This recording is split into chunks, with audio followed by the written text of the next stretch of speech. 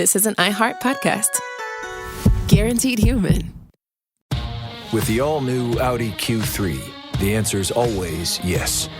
Yes to adventure. Yes to escape. Yes to right now. The all-new Audi Q3, made for the yes life.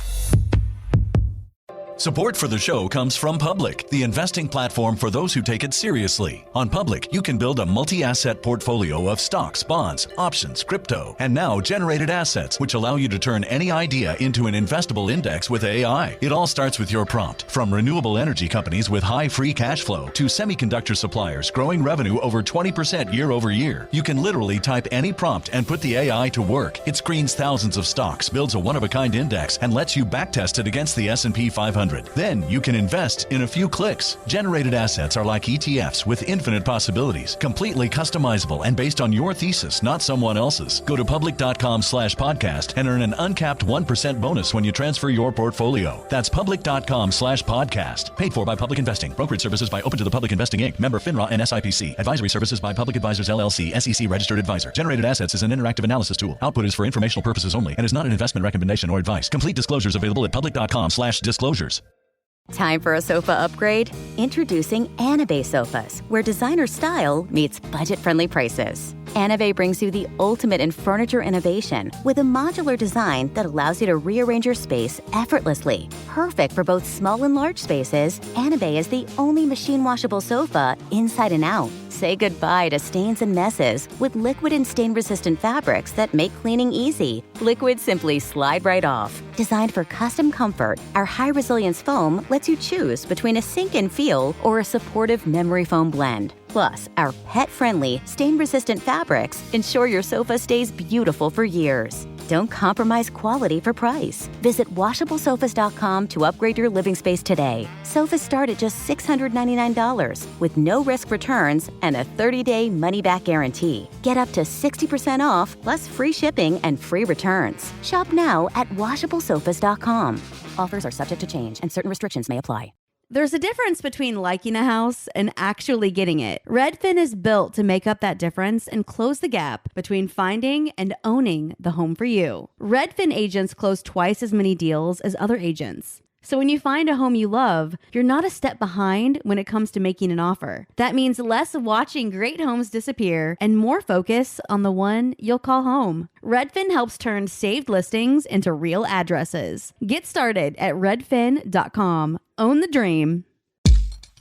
What's sending Sophie today's script? Nobody is recording because the episode it started, Sophie. The episode is started. We can't stop it now. It's all we're going. We're this is all in the episode.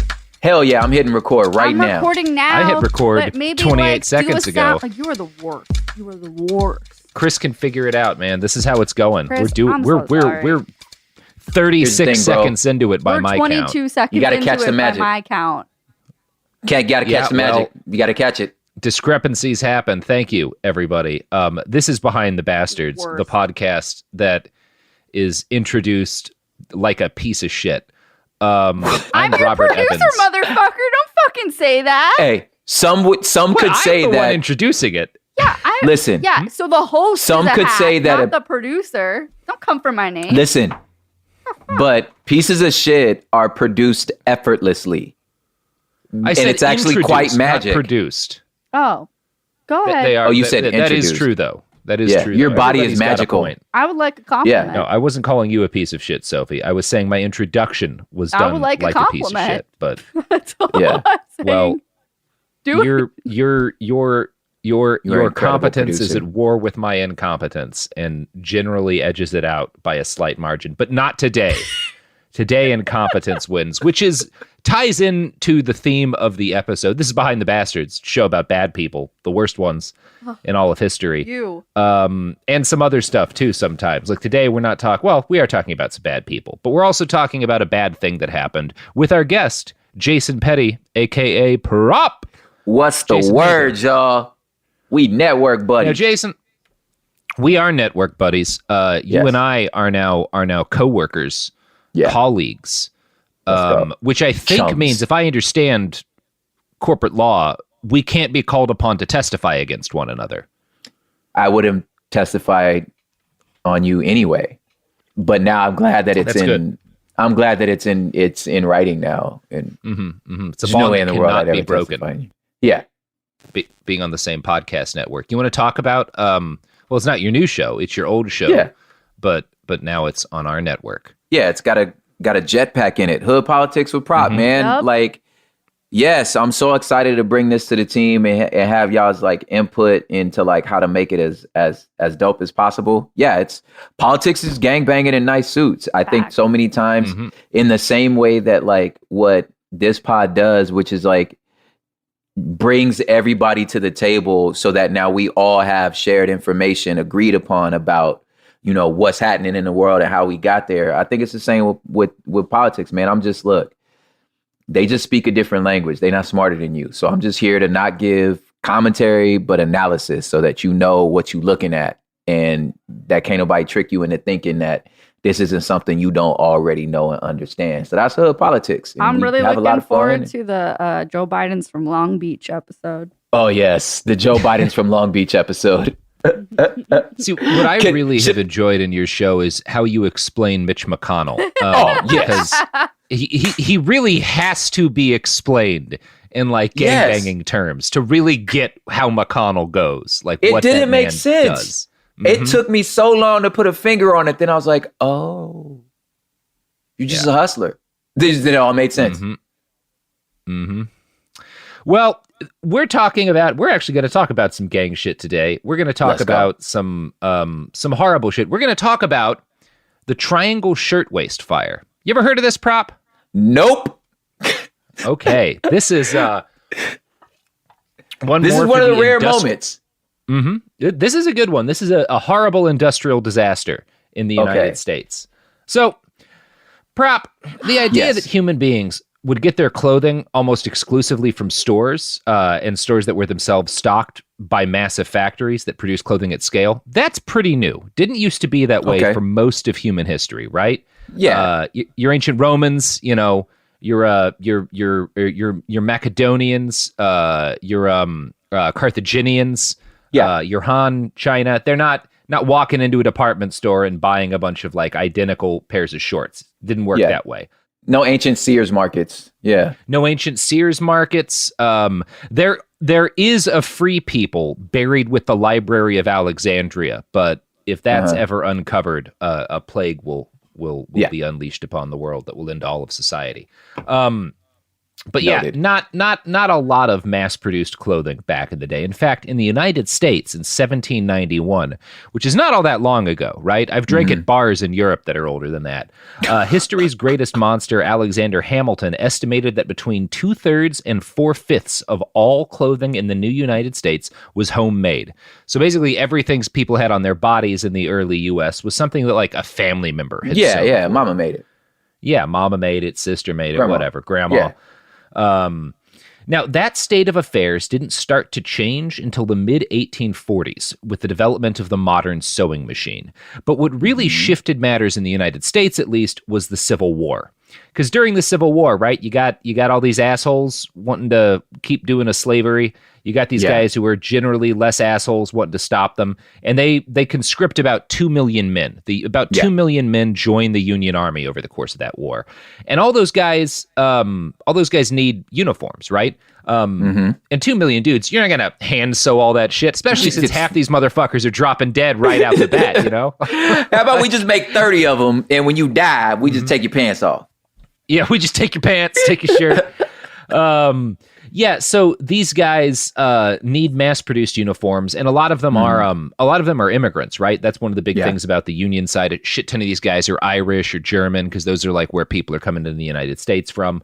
And so most of these people had been dirt poor for most of their lives. They had like 1 or 2 sets of clothing that they owned, and it was stuff that like their family made and maintained. Suddenly they join the military and they get these mass-produced uniforms in standardized sizes. Now, and this is probably for most of them the first mass-produced clothing on their body. And today, you know, you brag that like, oh, this shirt's handmade, right? My pants were like hand sewn, and that's a mark of higher quality than like a factory-made piece of clothing. Not necessarily the case back then, right? Because your clothing's often made by mom or dad or grandma or sis, and they're not always good at it, you know? Yeah.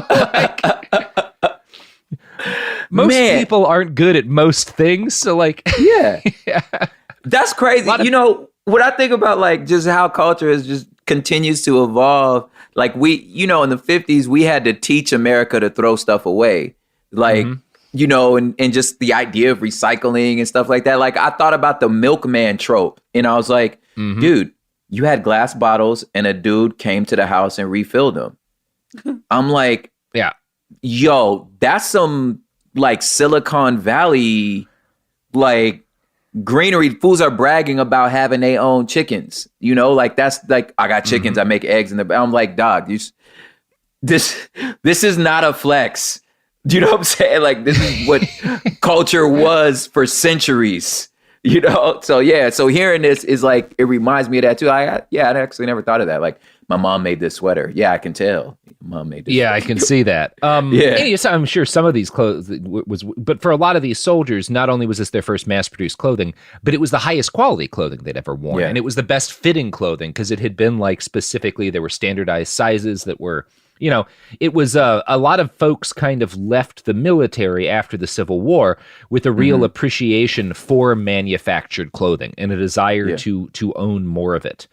So in the 1870s, the cutter's knife revolutionized the garment industry again. This was a mass-produced utility knife, a kind of a box cutters type device, razor sharp, and it allowed skilled users to cut out pieces that could then be sewn into hundreds of identical garments. So we get the sewing machine. The Civil War gives a lot of people a taste for homemade clothing. Then in the 1870s, they invent a new kind of knife that lets you much more quickly mass produce quality garments. By the 1880s, all of the necessary technology for a clothes-making revolution had been invented. The only thing missing was dirt cheap, easily replaceable labor, which, if you know anything about how clothing is made today, is a critical part of cheap clothes. Truly nothing new. We've got everything but suffering poor immigrants to make the pants. I wonder where we could find people that we don't got to pay that could do this all day for us. Good news! Right around that time, a shitload of new immigrants start coming into the United States. Now, when we're talking about the garment industry, it's about a third of these people are Italian, about 2/3 of them are Jews from Eastern Europe. And the Italians who come in that flood the garment industry are from southern Italy. About 1.2 million of these people immigrate to the United States net in the first decade of the 1900s. And then, you know, the remainder, about 2 million people, are Jews from Eastern Europe. And both groups of refugees would heavily dominate the new garment industry. These people were willing to work and able to work for very cheap because they were completely destitute. They were fleeing disasters, and different kinds of disasters. In the case of the Italians, that disaster was a man-made ecological tragedy that will not sound familiar to anybody listening to this podcast and will never happen again anywhere in the world. Like, for example, the place where most Americans live. So I'm going to read a quote from a book by journalist Dave Von Drell. Quote, "The end of feudalism and of the papal states in the 19th century put millions of acres of Italian land in private hands. Nearly every new owner made the same decision, to cut down the trees, hoping to sell the lumber and expand the fields. The result was massive soil erosion along the hillsides of once beautiful southern provinces like Calabria, Basilicata, Apulia, and Campania. Topsoil washed into the rivers, ruining the farm economy. When the silted rivers flooded in the wet winter months, they created low, stagnant pools and swamps, which in turn bred mosquitoes, which produced epidemics of malaria. Without trees to hold the topsoil, what had been a tenuously balanced ecology became a strange and deadly combination of tropical disease and desert-like aridity. Conditions were worse on the island of Sicily, where, within sight of the blue sea, the grass is a lifeless brown and the road a powder of white. In many regions, it is necessary to go long distances to procure drinking water, as one early writer on Italian immigration explained." So it's some Dust Bowl shit. I was going to say their version of the Dust Bowl. Yeah. And their version of what's coming for California and a sizable chunk of Oregon, like this summer. It's on its way, guys. Like this. Yeah. So this is why I think we've all watched Five Will Goes West, the famed documentary about Italian immigration into the United States. This is why. There's no cats in America, Yeah, there's no cats destroying all of the trees and leading the topsoil to leach into the rivers, creating stagnant death pits. Yeah. So yeah, Now, obviously, Italians are a significant part of the growing garment industry's workplace, but they were vastly outnumbered by Russian Jews, not just Jews from what was Russia, which included modern-day Ukraine and Poland. Yeah. Most of these Jewish immigrants came from what was called the Pale of Settlement, which was, within the Russian Empire, the limited swath of territory that Jews were allowed to inhabit under the Tsar's regime. Remember, this is there's an apartheid system for Jewish people in Russia during this time. One of the few jobs that Jewish people were allowed to do during this period was garment making. And so that's part of why they came to dominate the U.S. garment industry, is a lot of them, men and women, learned how to sew, learned how to make garments, did that for a living in kind of like small boutique senses of the word when they were in Russia. And then when they came to the United States, they had that skill, right, as the garment industry exploded. On March 13th, 1881, leftist revolutionaries in Russia killed Tsar Alexander II with a comically large bomb. Now, we mentioned this a couple of times on the show because it's important. But the Tsar had been a reformer. He's the guy who freed the serfs, and he'd been good to Russia's Jews, although good here is a term that means he didn't actively seek their extermination. Despite the fact that Russian Jews had probably the least to gain from this Tsar's death, they were instantly blamed for masterminding the assassination. This is kind of the story of why all of these Jewish people immigrate to the United States. More than 30 cities erupted into anti-Semitic violence in the wake of the Tsar's assassination. Shlomo Lambroza, writing in Modern Judaism magazine, notes that in the wake of the Tsar's murder, quote, Jews were beaten, killed, and burned out of their homes. Each attack was more brutal than the preceding. Mass destruction, thousands killed, hundreds of thousands wounded, orphaned, and rendered homeless. This was the legacy of pogroms. Damn. Now, these pogroms were not ordered by anyone at the head of the Russian state, but they were extremely popular. Many pogroms were actively sponsored and organized by local Russian police. It was not until late summer, around August of 1881, that the Tsar's troops took action to halt the violence, and their intervention did not achieve any lasting peace. For the next 3 years after the Tsar's assassination, every spring would bring a new wave of pogroms. Journalist Dave Von Drell explains, quote, the pogroms flared anew each spring, at Easter, when local priests reminded their flocks that the Jews killed Christ, just as they had killed the Tsar, and rumors circulated afresh that the matzo of Passover was seasoned with the blood of slain Christian children. Along with the pogroms came severe restrictions on Jewish liberties. Access to higher education and professional jobs was cut off. The Russian heartland, including the capital, St. Petersburg, and the largest city, Moscow, was closed to Jews. Some were driven from the cities in chains. So, God damn, man. It's still hard to hear, I know this story. I know a million times, just the whole Russian Revolution. Like, I don't think you understand the Western civilization until you really get your brain around that. And it's still hard to hear, where you're just like, what the fuck, guys? Like, sheesh, man. Sheesh. Yeah. And then so you're running this apartheid, system, this caste system apartheid, and then this Jewish community mess around, get good at it, and now you think they got magical powers because they're good at it, and it just bothers me every time I hear it. It's not. I mean, it's one of those things. Russian history. There's a short list of like the darkest regions of the world when you study history, right? There's particularly Africa during colonialism. There's China in like kind of the last 2 centuries or so during like that they had a civil war that killed more people than World War II. Nobody ever talks about it. It's like in the 1800s. Fucking wild. There's obviously indigenous American history, but fucking Russian history is up there. Good God. It is wild. Like some shit goes down in Russia. Major. Yes. And so this is the late 1800s where this is all that these pogroms are starting to ramp up. The 1880s again, when all of when everything sort of comes into place to make the modern garment industry possible, is also when the pogroms launch, and things only get worse for Russian Jews in the early 1900s. The Tsar estate was in a situation we might call the crumbles, which is a framing a friend of mine uses to describe what's happening in the United States right now. Wow. It's the early stages of dissolution before the collapse of the government. Revolutionary sentiment was at an all-time high. There were constant protests against an incompetent and inefficient government, which many Russians rightly saw had left them decades behind the rest of the world.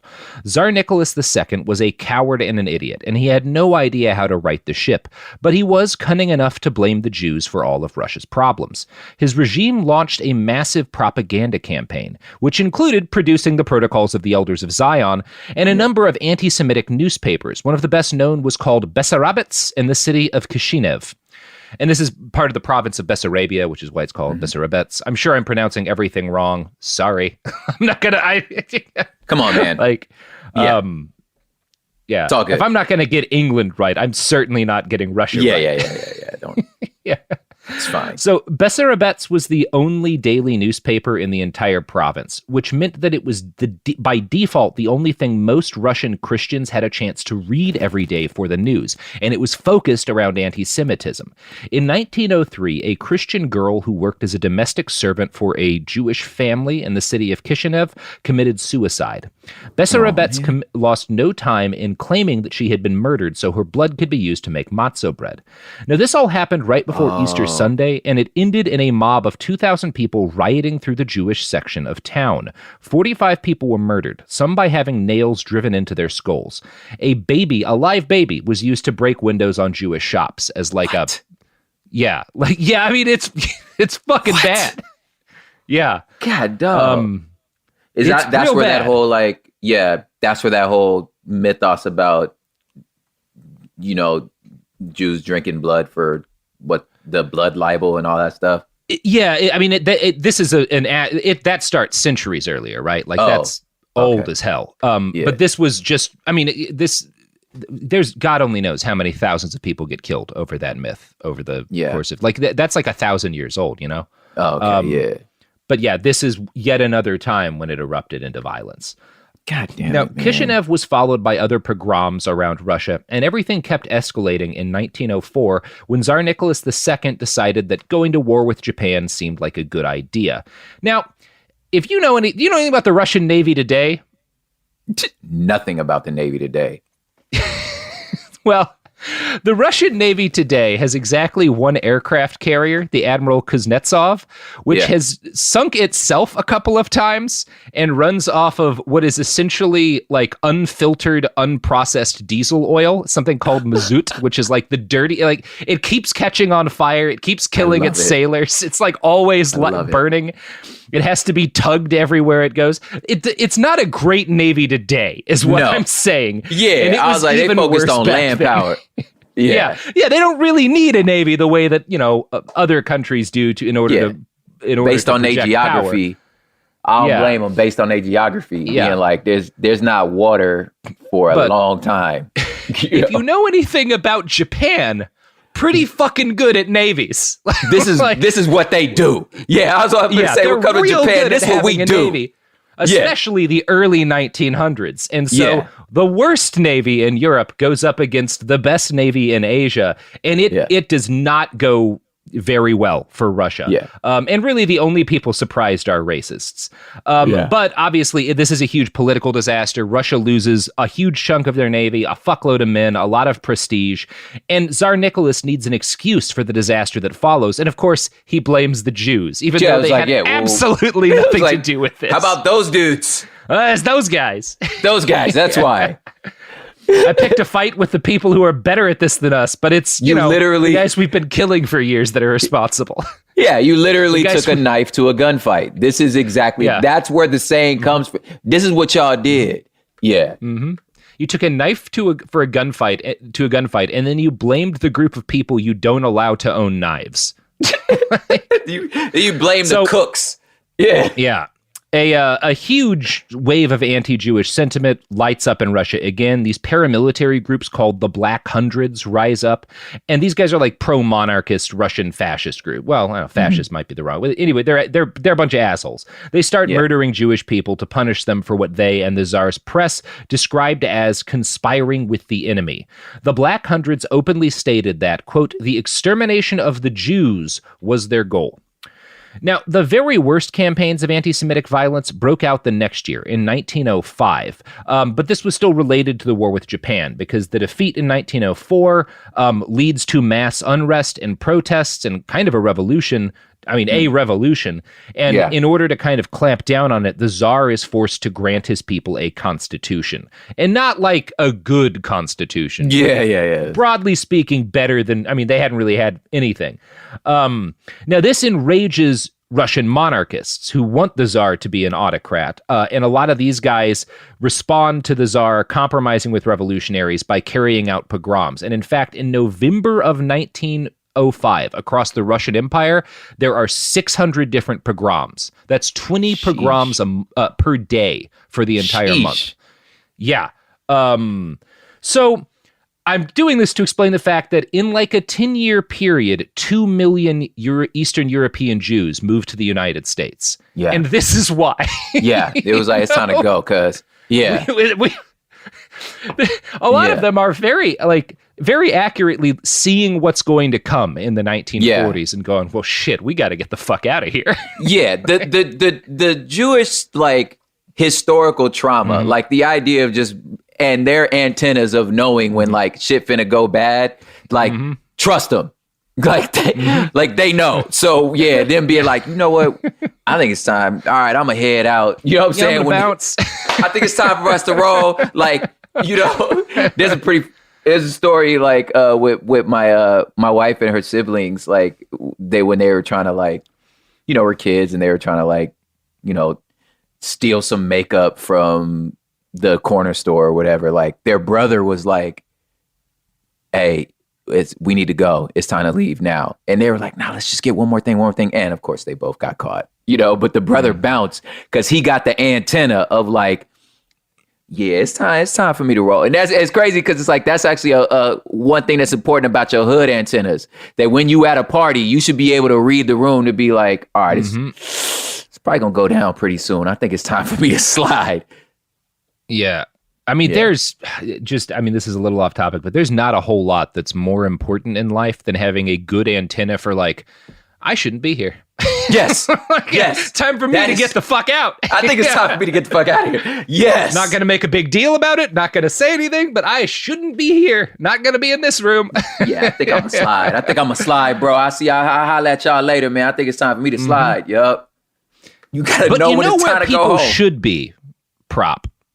Oh, this is going to go not well. Drop a load on them. Where they supposed to be, Robert? They're supposed to be enjoying the products and services that support this podcast. Yes, they are. Because the products and services that support this podcast, and this is our only guarantee, have never orchestrated a campaign of pogroms across the Russian Empire. All right. Not a thing any of our supporters have done. And they will tell you when it's time to slide. And they will tell you when it's time to slide. Fair enough. Yeah. If I know anyone who I trust to tell me when to get out of an area, it's the Dick Pills guys or maybe HelloFresh. Yeah. Okay. Here's some ads.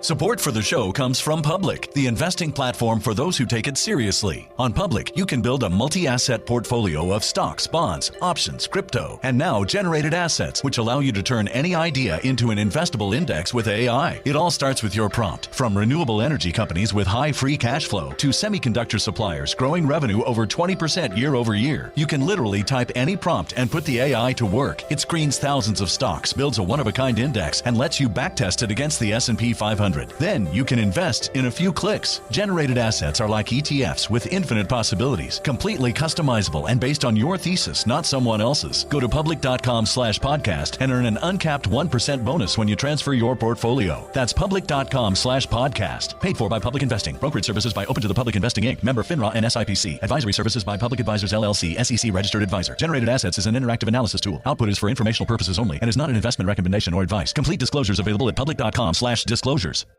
Time for a sofa upgrade? Introducing Anabay Sofas, where designer style meets budget-friendly prices. Anabay brings you the ultimate in furniture innovation with a modular design that allows you to rearrange your space effortlessly. Perfect for both small and large spaces, Anabay is the only machine-washable sofa inside and out. Say goodbye to stains and messes with liquid and stain-resistant fabrics that make cleaning easy. Liquid simply slide right off. Designed for custom comfort, our high-resilience foam lets you choose between a sink-in feel or a supportive memory foam blend. Plus, our pet-friendly, stain-resistant fabrics ensure your sofa stays beautiful for years. Don't compromise quality for price. Visit washablesofas.com to upgrade your living space today. Sofas start at just $699 with no risk returns and a 30-day money-back guarantee. Get up to 60% off, plus free shipping and free returns. Shop now at washablesofas.com.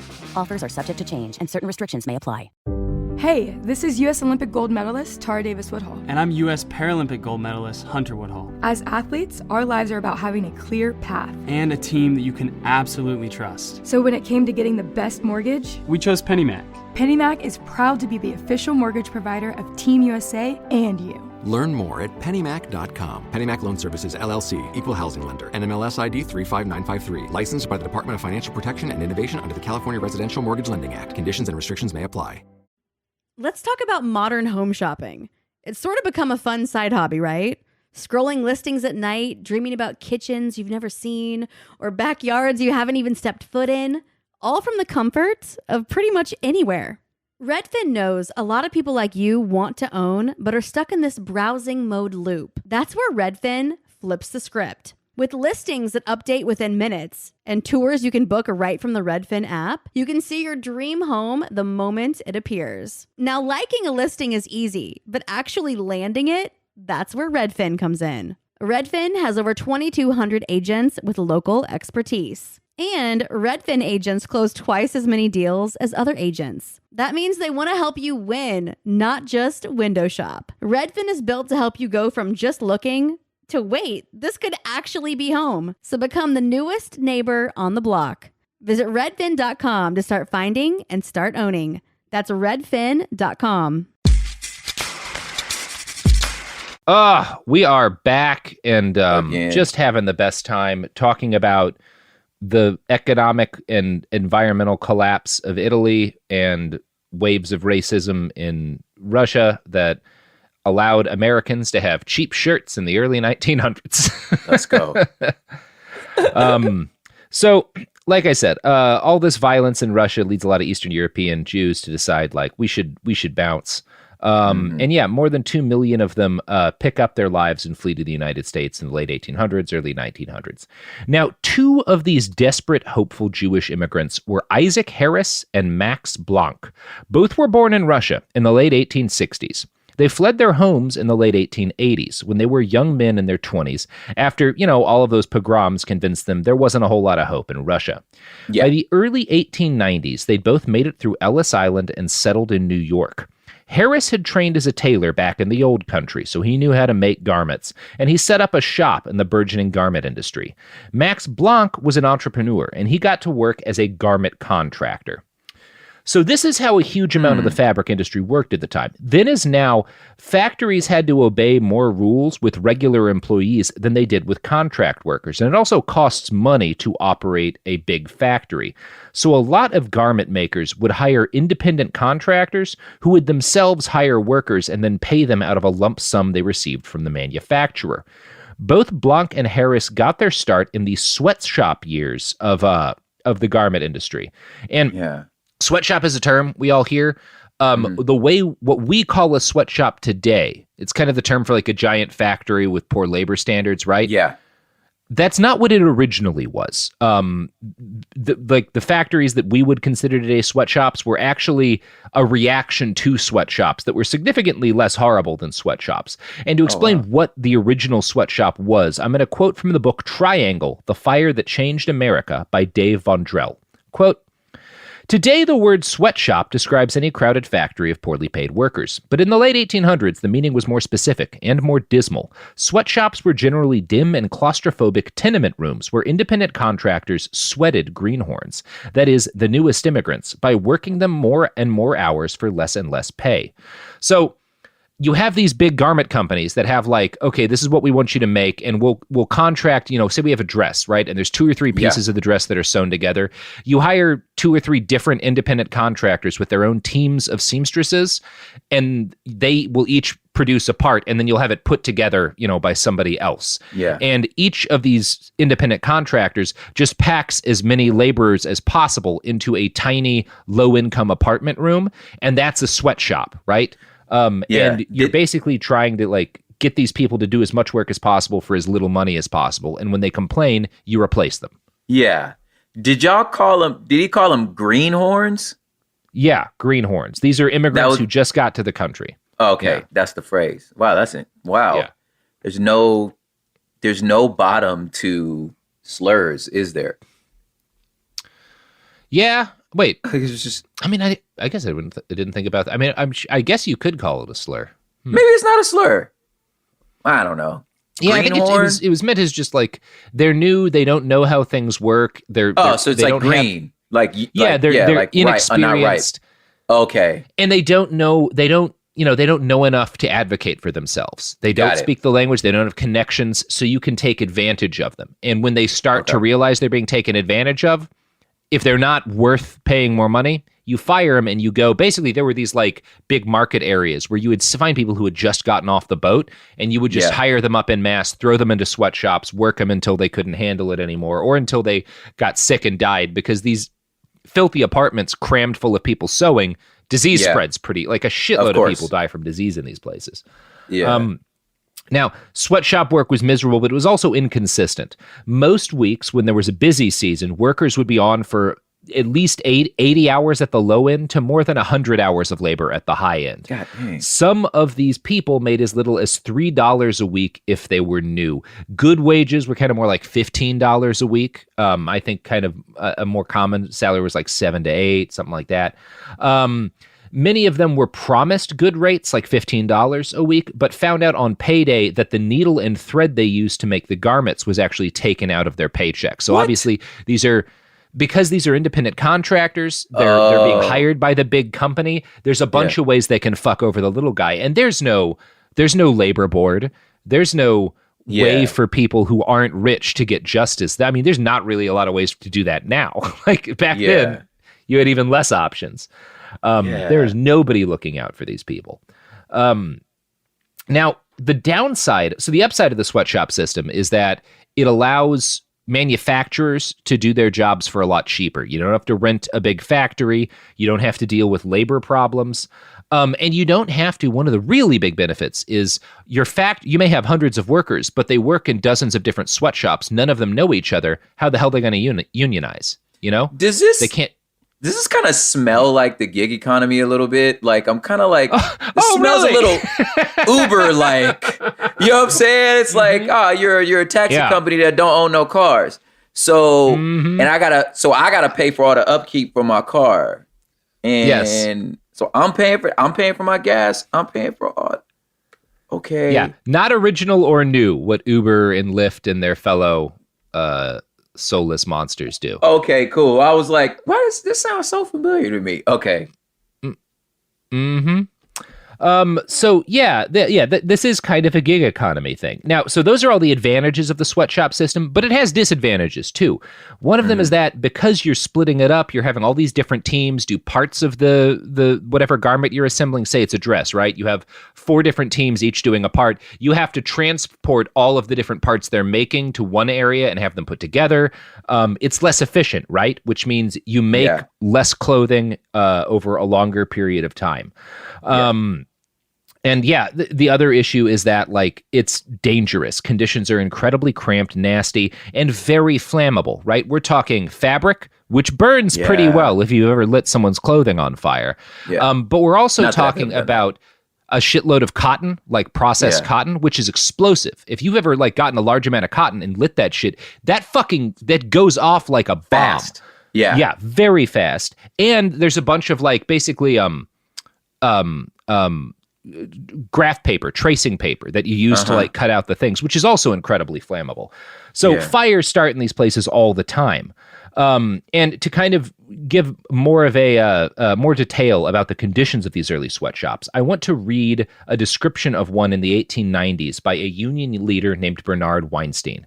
Quote, "The boss of the shop lived there with his entire family. The front room and kitchen were used as workrooms. The whole family would sleep in one dark bedroom. The sewing machines for the operators were near the windows of the front door. The basters would sit on stools near the walls at the center of the room. Amid the dirt and dust were heaped great piles of materials. On top of the sofas, several finishers would be working, while the older workers would keep the irons hot and press the finished garments on special boards." So these are dangerous places, and whenever there's a fire or something, or whenever you lose workers, you also lose productivity. So that's the main issue here, is it's inefficient. It's cheap, but it's inefficient. Yeah, it seems so, I'm just musty and steamy, as then the term sweatshop clearly, like, were they dyeing fabric too? So was there like a lot of like chemicals around in some there of too? These, yeah. There's a lot of like, again, not long lives in the garment industry. Yeah, just a bucket of turpentine, just acetone right there in the corner. Yeah. It's probably fair to say that few people in this country today, outside of maybe the agricultural industry, work a more dangerous or less healthy gig than sweatshop workers in this period. It's a bad business. My mother-in-law in the downtown like garment district before she retired, that's what she did. It wasn't a sweat. We could say definitively it wasn't a sweatshop, but she was definitely a seamstress in downtown, and they paid her pennies. And but her ability, her ability to make things and to fix them, like I still marvel. Like she's kind of a mystery. She still doesn't really speak English. Well, she does. She just don't like to. So she's still kind of a mystery to me. But her ability to her craftsmanship of being a seamstress is still out of this world to me. And my wife still has stories of like, I would be embarrassed about it, but yeah, my mom's like, holes in our clothes didn't matter, but she would never like let them see her work environment because it was so awful. Yeah. I mean, it's certainly not a nice job to have now. But at least it wasn't as a general rule, it's less flammable. Yeah. Yes. Less flammable. People understand germ theory better. There's upsides. Yes. So this nightmare industry is the one that Blanc and Harris start in when they move to the United States. Now, Harris started working in the U.S. in sweatshops filled with other immigrants, and he paid careful attention to the popular fashions of the day and to the different methods of mass production. Blanc, meanwhile, made a small fortune as one of the most successful contractors in the city. So Blanc is running sweatshops, and Harris is like a highly paid, because some of these people do make good money, right? The ones who are doing the really difficult, the technical work, the shit that not that many people can do. Yeah. And he's one of those guys. And the two men meet through marriage in the late 1890s. And I'm going to quote from a write-up in PBS's American Experience here. Harris and Blanc were compatible, and they decided to enter a partnership that would capitalize on Blanc's business sense and Harris's industry expertise. In 1900, they founded the Triangle Waist Company and opened their first shop on Wooster Street. At the turn of the century, the shirtwaist was a new item. Styled after menswear, shirtwaists were looser and more liberating than Victorian-style bodices, and they were becoming popular with the burgeoning population of female workers in New York City. Harris knew the details of garment production and the machinery involved in making a cost-effective and worthy product. Blanc was the salesman, constantly meeting with potential buyers and traveling to stores that carried their product. They took advantage of new technology, installing mechanical sewing machines, which were 5 times faster than those run by a foot pedal. They priced their shirtwaists modestly, averaging about $3 each. And this is all occurring at the same time as the women's liberation movement is really picking up, right? This is the period women don't have the right to vote yet, but they're agitating for it. Women are starting to join the workplace in larger numbers. And the shirtwaist is not just a popular garment that's fashionable, it's a liberatory garment, right? It's like a blouse, it's like a sundress kind of in some ways, but it is a lot. If you look at the old Victorian fashion, those like whalebone corsets, those massive dresses that you can't walk through a doorway in, things that limit a woman's ability to move around in the world. A shirtwaist doesn't. It's comfortable. You can run in it. You can exert yourself in it, and it looks good. So this is like all kind of happening at the big time, and Blanc and Harris capitalize on this explosion in the because the shirtwaist is like a phenomenon in this period of time. Yeah, kind of a justice issue. That's crazy that it becomes like a symbol of freedom. That's crazy. Okay. Yeah. This is getting complicated. Yeah. All right. I'm wearing something that I can work in. I can exert myself in. I can dance in. I can, live an independent life, not needing to be carried around because my clothing stops me from breathing, Yo, yeah. Because whoever's idea was this to tie another, like, some just umbrellas around your waist to make your dress bigger was just, whose idea with this? This is ridiculous. Mm-hmm. Yeah. Now, part of making the garment production cost effective was consolidating for Blank and Harris and some other guys who were kind of like similar thinkers to them, like bigwigs, people who were emerging to be major leaders in the garment industry. Yeah.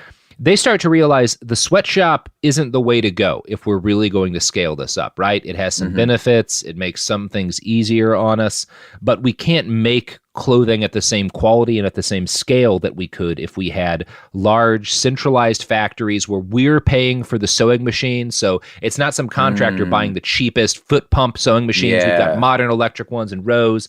So they start to get factories, and Harris and Blanc are two early guys who get massive garment factories to make these shirtwaists. In 1902, they start the Triangle Factory out of the Ash Building in Greenwich Village.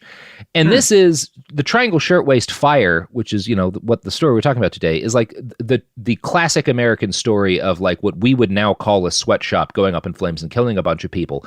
It's important to understand that when this factory is started, it is a massive improvement over the original sweatshops and is considered an ultra-modern facility, right? Wow. Because it's cleaner, it's nicer, it's bigger, there's room.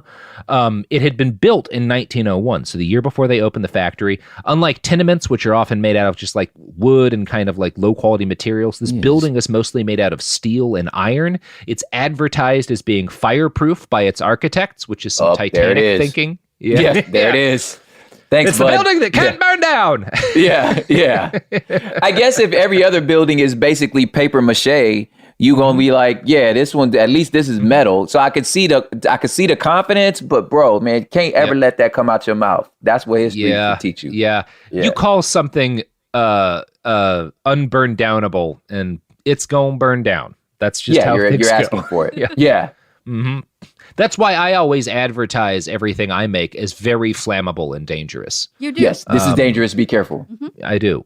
So shirtwaist manufacturing involved a lot of, again, flammable things. There's a great deal of thin paper cutouts for tracing. There's thousands of pounds. Because you're making in such volume, there's thousands of pounds of dry fabric and cotton that are kind of like tossed aside as you're making shirtwaists. Now, the fact that this factory is not made out of wood like tenements is a huge plus, but the Ash Building was far from safe. It had poor ventilation. It was badly lit. It had incredibly narrow stairwells, and it had no functional fire escape. It had a fire escape, but the fire escape on the building ended directly like 10 feet or something above a basement skylight. That's so like we're falling into and when they build this thing, like the city is like, hey, this fire escape isn't up to code, and the architect is like, don't worry, we'll fix it ASAP, and then nothing happens, right? It looked pretty on this side, and look, when you look down from the fire escape, you see that beautiful light coming up. I'm telling you, it's amazing. It's an aesthetic choice, just like the Titanic. Fire, it's lovely. Yeah. Now, the most dangerous thing about the factory may have been that it was tall. Harris and Blanc rented out the 8th, 9th, and 10th floors. Now, the reason this is dangerous is that the New York City Fire Department their ladders only reached 6 floors up. Sheesh. So you can't get water to the 8th, 9th, and 10th floors, and you can't evacuate people using fire engines from the 8th, 9th, and 10th floors, right? Pretty clear problem. You're playing on the edge, bro. Yeah. Now, I noted earlier the Triangle Factory was in a lot of ways a huge advancement in terms of just like quality of life for the people working there. And I don't want to pretend like it's not. This would have been a significant improvement in a lot of people's eyes. But that doesn't mean it didn't have a lot of problems outside of being super flammable.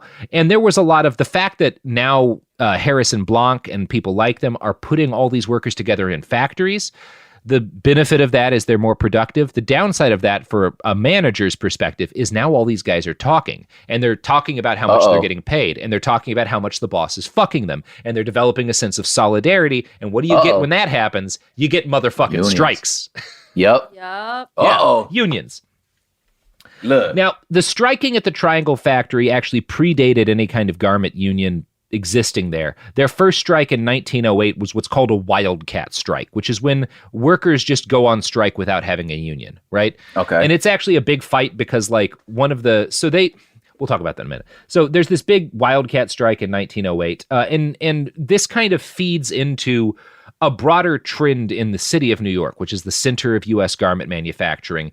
And a lot of garment makers are going on strikes, wildcat strikes. They're starting to form unions, 1908, 1909, because they're realizing they're making a small number of people a shitload of money and they're getting treated terribly.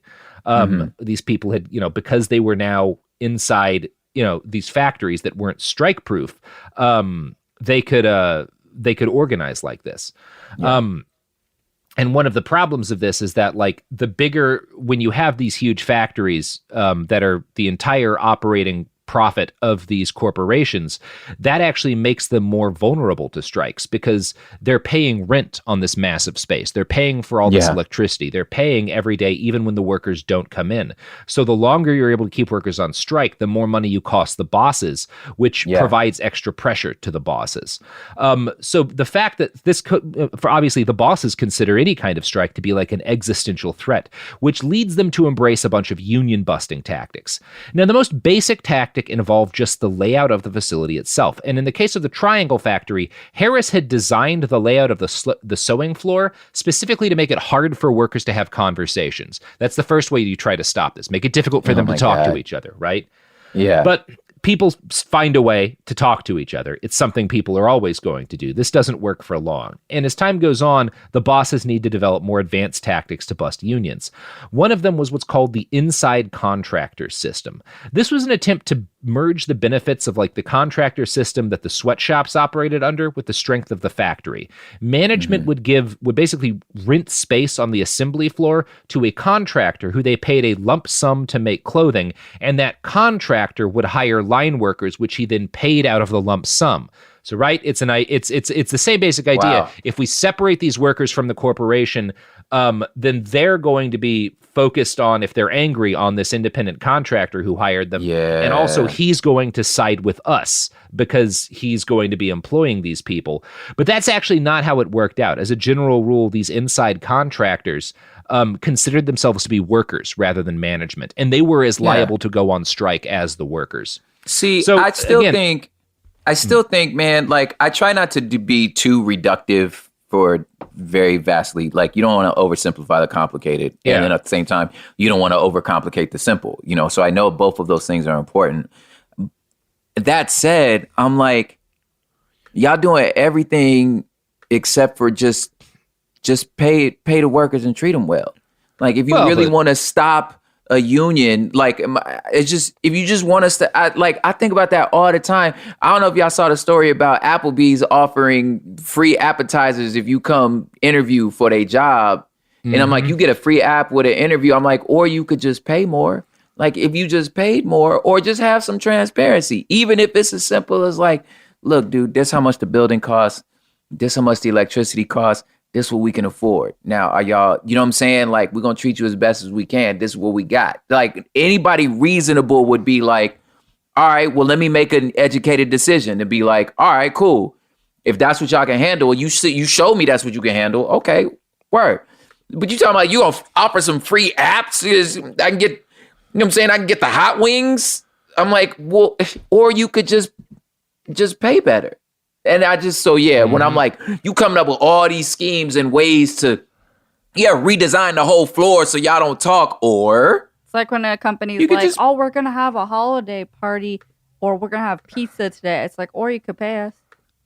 Yeah, it's Same thing. casual Fridays. Yeah. I'm or. Hear me out. Health insurance. Just good. Yeah. You could just pay us well. Or a dental plan. Yeah. Or a maybe dental plan. just a dental plan. It's the edit button on Twitter. I'm like, you doing all it's this the way stuff. shit always works. Man, would we be doing great with an edit button on Twitter? I'm just like, what the hell are these stories? You go so now you putting all this shit on the thing, and I'm like, I feel like we've all just been asking for an edit button. Now, not that I have no horse in the race with that particular example, but I could say for a lot of years, that's all we've been asking of Twitter. And all this other stuff you doing is great, but just, I don't know, man. Seems simple. Yep. Anyway. You know what else is simple? Yeah, it could. I'm setting you up the here, products Robert. and it's time for that services thing. that support this podcast. Why not are you bad. so sad about it? What's happening? You love products and services.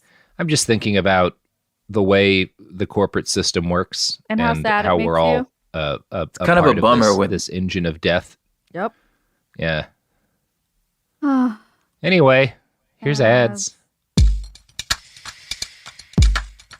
Support for the show comes from Public, the investing platform for those who take it seriously. On Public, you can build a multi-asset portfolio of stocks, bonds, options, crypto, and now generated assets, which allow you to turn any idea into an investable index with AI. It all starts with your prompt. From renewable energy companies with high free cash flow to semiconductor suppliers growing revenue over 20% year over year, you can literally type any prompt and put the AI to work. It screens thousands of stocks, builds a one-of-a-kind index, and lets you backtest it against the S&P 500. Then you can invest in a few clicks. Generated assets are like ETFs with infinite possibilities, completely customizable and based on your thesis, not someone else's. Go to public.com/podcast and earn an uncapped 1% bonus when you transfer your portfolio. That's public.com/podcast. Paid for by Public Investing. Brokerage services by Open to the Public Investing Inc. Member FINRA and SIPC. Advisory services by Public Advisors LLC, SEC registered advisor. Generated assets is an interactive analysis tool. Output is for informational purposes only and is not an investment recommendation or advice. Complete disclosures available at public.com/disclosures. Life gets messy. Spills, stains, pet accidents, and kid chaos. But with Anabay, cleaning up is easy. Our sofas are fully machine washable, inside and out, so you never have to stress about messes again. Made with liquid and stain-resistant fabrics, that means fewer stains and more peace of mind. Designed for real life, our sofas feature changeable fabric covers, allowing you to refresh your style anytime. Need flexibility? Our modular design lets you rearrange your sofa effortlessly. Perfect for cozy apartments or spacious homes. Plus, they're earth-friendly and built to last. That's why over 200,000 happy customers have made the switch.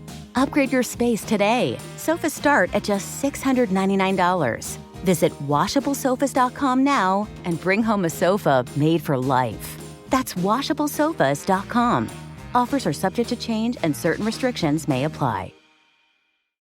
Hey, this is U.S. Olympic gold medalist Tara Davis-Woodhull. And I'm U.S. Paralympic gold medalist Hunter Woodhull. As athletes, our lives are about having a clear path. And a team that you can absolutely trust. So when it came to getting the best mortgage, we chose PennyMac. PennyMac is proud to be the official mortgage provider of Team USA and you. Learn more at pennymac.com. PennyMac Loan Services, LLC, Equal Housing Lender, NMLS ID 35953. Licensed by the Department of Financial Protection and Innovation under the California Residential Mortgage Lending Act. Conditions and restrictions may apply. Let's talk about modern home shopping. It's sort of become a fun side hobby, right? Scrolling listings at night, dreaming about kitchens you've never seen, or backyards you haven't even stepped foot in, all from the comfort of pretty much anywhere.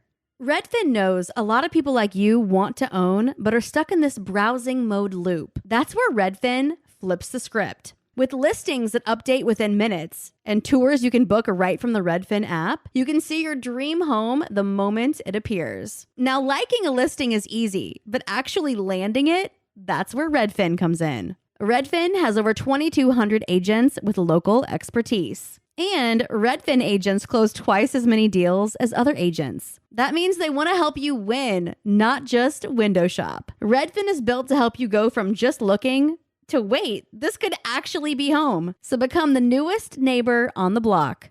Visit redfin.com to start finding and start owning. That's redfin.com.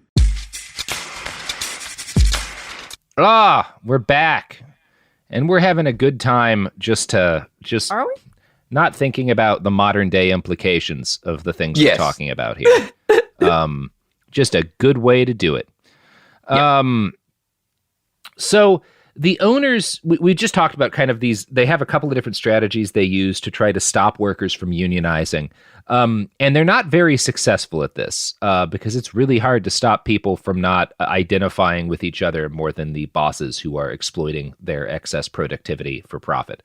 So the owners of the Triangle Company next decided to create a fake union, the Triangle Employees Benevolent Association, which is actually kind of what happens to cops before police unions were a thing, right? That's what police benevolent associations start as, is like fake unions because cops can't unionize. Obviously, they get the ability to unionize, and it's a horrible problem. Yeah. But the Triangle owners try the same thing. They make an employee benevolent association, and their hope is that they can use that to siphon off this energy that's going into the union movement and kind of push it somewhere that can't harm their bottom line. But since the union was run by relatives of Blanc and Harris, it was obvious to the workers what was going on. They're never as dumb as the bosses think they are. Ever. So Blanc and Harris justified their attempts to stop unionization by claiming they had a competitive need to keep prices low. The reality was that their business was bringing in more than $1 million a year by 1908, which is the modern equivalent of $30 million. Both men were extremely comfortable. They both owned mansions on the West Side. Harris had 4 family servants. Blanc had 5. They both had chauffeured cars deliver them to work every day. And this is when, like, just having a car means you're doing pretty good, you know? Yeah, where you go for Sunday drives. Yes. Because you got one.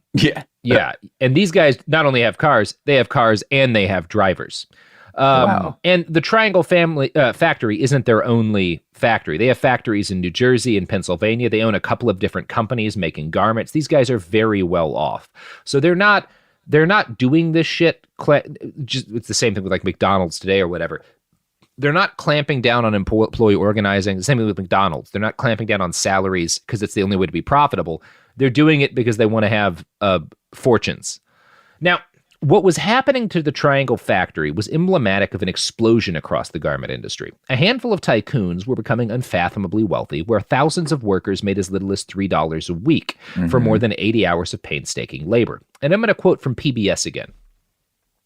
Harris and Blanc's factory was competing with over 11,000 other textile manufacturers in New York City. In order to retain their high profit level, they had to produce the cheapest shirtwaist in the largest quantity. They demanded greater efficiency from their production team, which meant working long hours for little pay, and the owners kept scrupulous inventory of their supplies. A foreman monitored the largely female immigrant workforce during the day and inspected the women's bags as they left for the night. As an additional safeguard against theft, Max Blanc ordered the secondary exit door to be locked.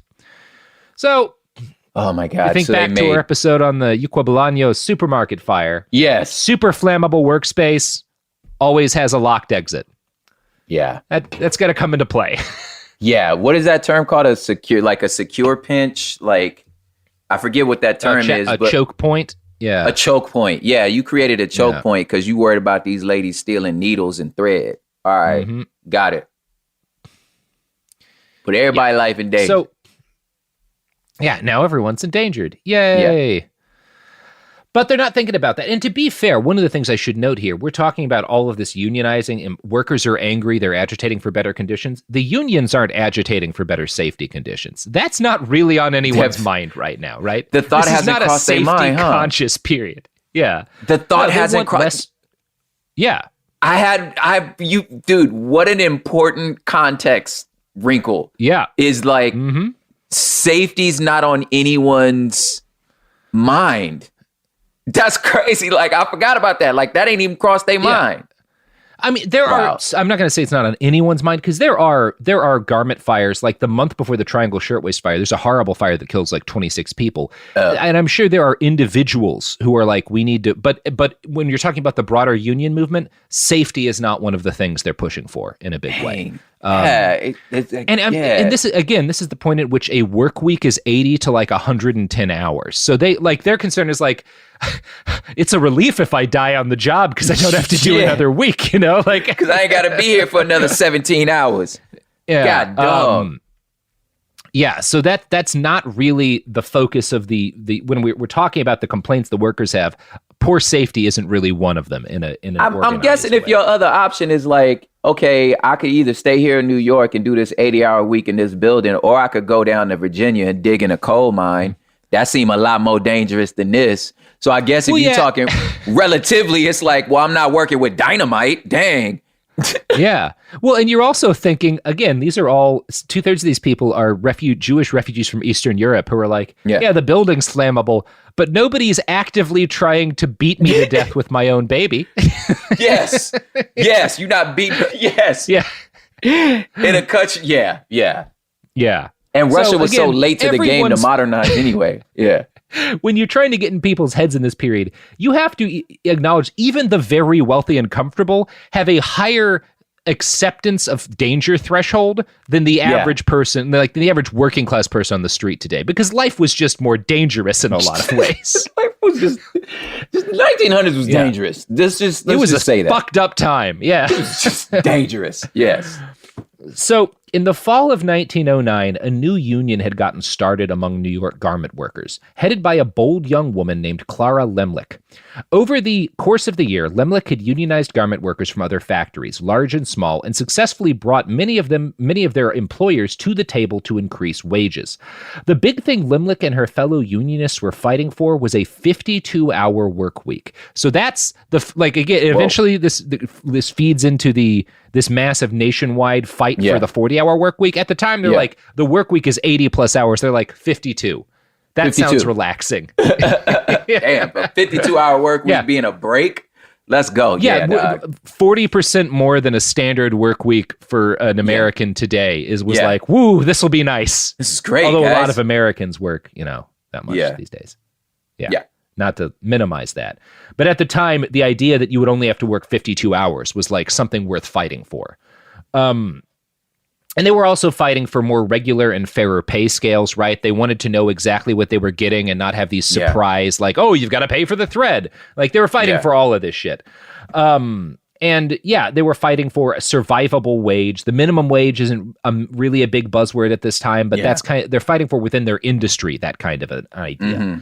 Now, Blanc and Harris first fought back against this by threatening to fire any employees who joined the union that Lemlich had created, and their justification was that it was competing with their fake in-house union. They followed through on the promise, shuttering their factory and publicly soliciting new employees in local papers when the union drive started. The Triangle workers decided to strike in response. This meant that the workers who had been there, Lemlich and them were like, okay, don't come to work. We'll hire new workers. Fuck you. And the workers are like, well, we'll surround the factory and we won't let these new employees in. We'll block them off so the scabs can't enter. Like, that's what a strike is in this period. It's not just not working. It's stopping the factory from being able to work. Now, this happened a number of times in like 1909 through 1910.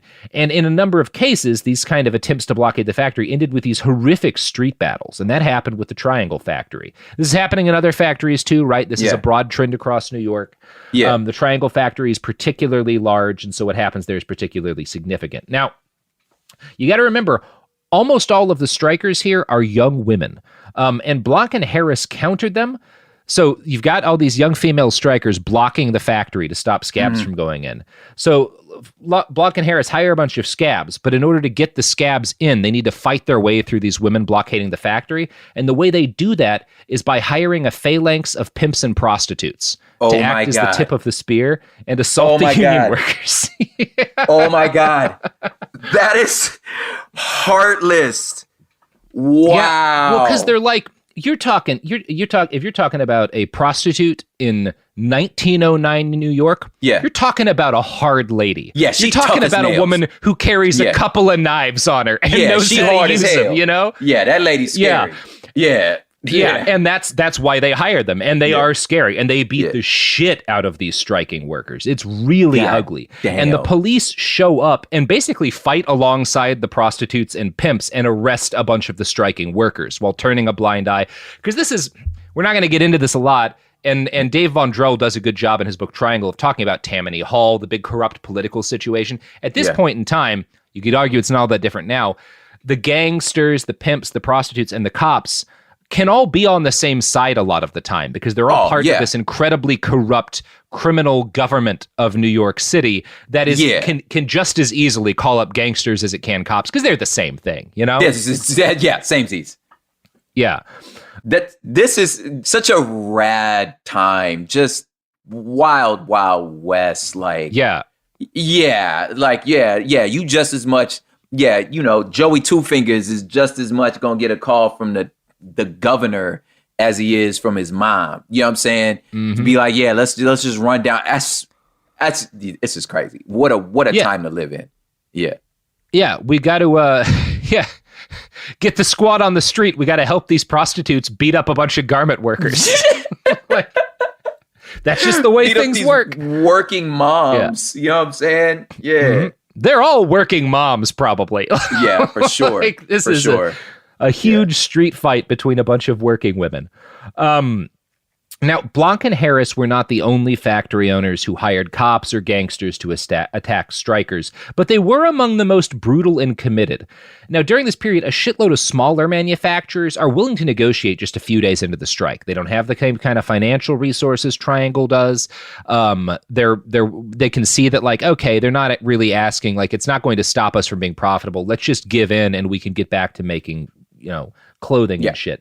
The Triangle owners, Blanc and Harris, hold their ground. Obviously, they hire police to beat up strikers on a bunch of occasions, but that starts to backfire because, again, these laborers are all young women, and you have these cops just beating them bloody in the street and arresting them, and that doesn't look good. No. Like, that shit makes the news, and people start to get really angry about what's happening, and so they and that makes the NYPD look bad. They have to stop for a while. You know, they never entirely stop, but, like, there's this kind of ebb and flow of how brutal can we be before we have to stop because we don't want to, like, piss people off too much.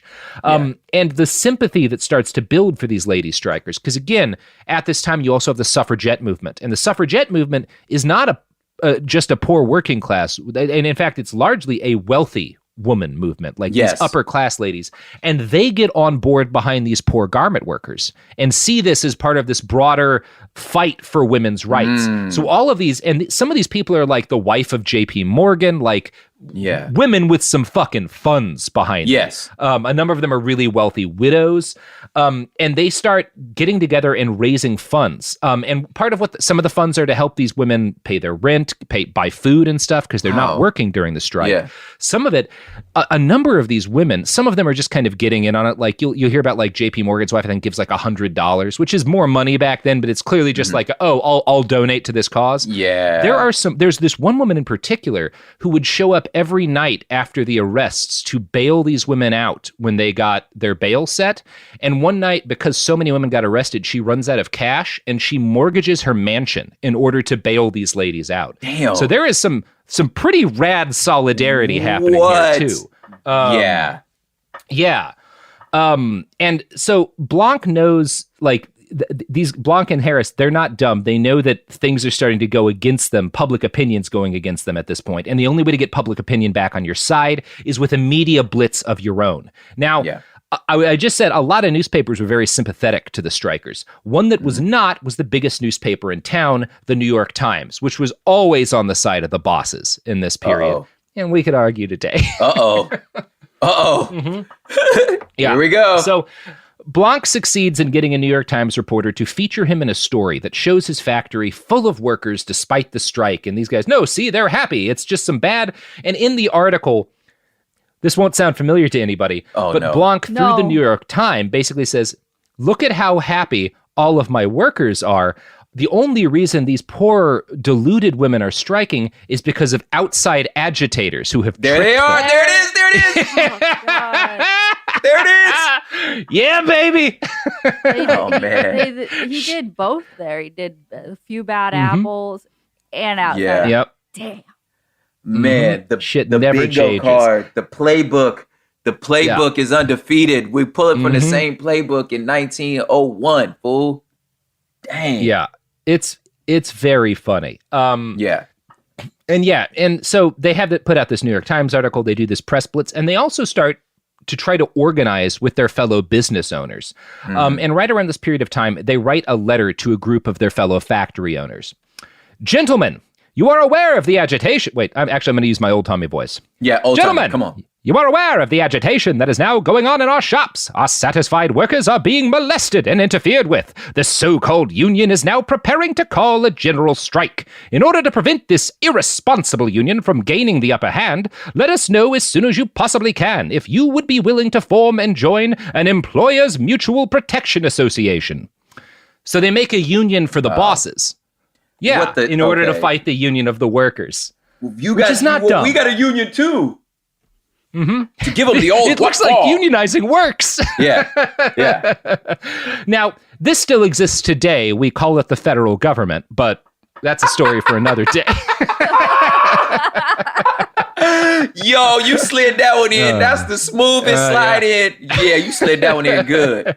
Man. So Blanc and Harris, respond to this unionization effort by basically making their own union for rich assholes. And part of their rage at their workers' efforts to unionize comes from the fact that the Triangle Shirtwaist Factory was, as I've said, by most standards, a very progressive and safe factory. It's considered that in its time. Yeah. Blanc and Harris also, these guys were not born rich. They again, these are dirt poor Jewish immigrants who come to the U.S. fucking desperate. They know what it is to be poor. And they don't have any kind of class solidarity, obviously. Clearly. But they consider it a personal attack that their employees unionize against them, right? So they don't have any solidarity for their workers as former workers, but they're offended that their workers don't treat them like fellow workers and treat them like bosses. Hey, come on, I'm one of the guys. I'm one of the girls. I've got a car. You're dying of typhus. We're the same. Come on, man. I was poor too. You gotta work hard. Fuck up, man. I'm good, bro. So that's crazy. That it mess. What? What? What did we miss? I'm laughing at props. I'm good, bro. I'm good, bro. I'm good. Yeah. It's like, cause that's the way I would feel about it. Cause it's funny to me that like it messed with their identity and their pride, where they was like, wait, so we're not one of the squad no more? Y'all not happy with our building? Like, nah, fam. Nah, you not. That's sad. That's crazy. Yeah. I'm good. Yep. So, in addition to hiring cops and gang members to beat strikers, Blanc and Harris, who the term they're known by, the name they're known by in this period is the Shirtwaist Kings, because they're like the biggest shirtwaist dudes in the city at this period. They also hit upon what's kind of a brilliant plan. They start bribing Italian priests from conservative Catholic parishes to give lectures to their Italian factory workers on company time, explaining that laborers have a duty to be obedient to their bosses. Because again, the whole labor force is basically Jewish immigrants and Italian immigrants. So a big part of their idea is it's the colonialism thing, right? It's what Britain did in Africa. You have this population united against you. You got to split them along ethnic lines or religious lines. And they try to do both. It doesn't work in this period. The Italians and the Jews stick together to fuck the bosses, which is a nice tale. The Triangle bosses also tried to bribe their remaining employees, the ones who refused to strike, with good times. They would start holding dance parties during lunch and give out food and prizes. So they do try to treat the workers who don't strike better in order to like stop them from striking. But that's kind of a minimum aspect of what they're actually trying in this period. So obviously none of this stops the strike. The violence in the streets continues. And peace would kind of, you would have this period where like peace would return after a bad skirmish, and then a few days later, strike breakers would be sent in to crack heads, and the cycle would start again. At one point, the judges get angry that the rich ladies who'd banded together to back this union were bailing everyone out. So they start sending arrested strikers to do weeks of hard labor in a penal colony. And the strikers start like making badges and awards to give women who do time in the penal colony for the movement and stuff. Ooh. It's kind of a way you got to reward people who go through this shit. Let's go, dog. Yeah. That's kind of dope. Do it. Yeah. Mm-hmm. Now, as time wears on, Blanc and Harris decided, like, they do get beaten down by this to a degree, and they decided they're willing to come to the table and grant their workers most of their demands. So they're willing to give in to the 52-hour work week. They're willing to raise wages. The only thing they're not willing to do is give in to the union's key demands. So the the WTUL, which is the union these women form all across New York City for garment workers, one of the things they're trying to get is an agreement from all of these shops to be union-only shops. In other words, they won't hire anyone who isn't a part of the union, which obviously makes the union more powerful. And that's the one thing. Eventually, even Blanc and Harris are willing to come to the table on everything else. And because Blanc and Harris have a union of factory owners, they're able to get a lot of other big factories to resist this push to make it a union-only shop, what's called a closed shop.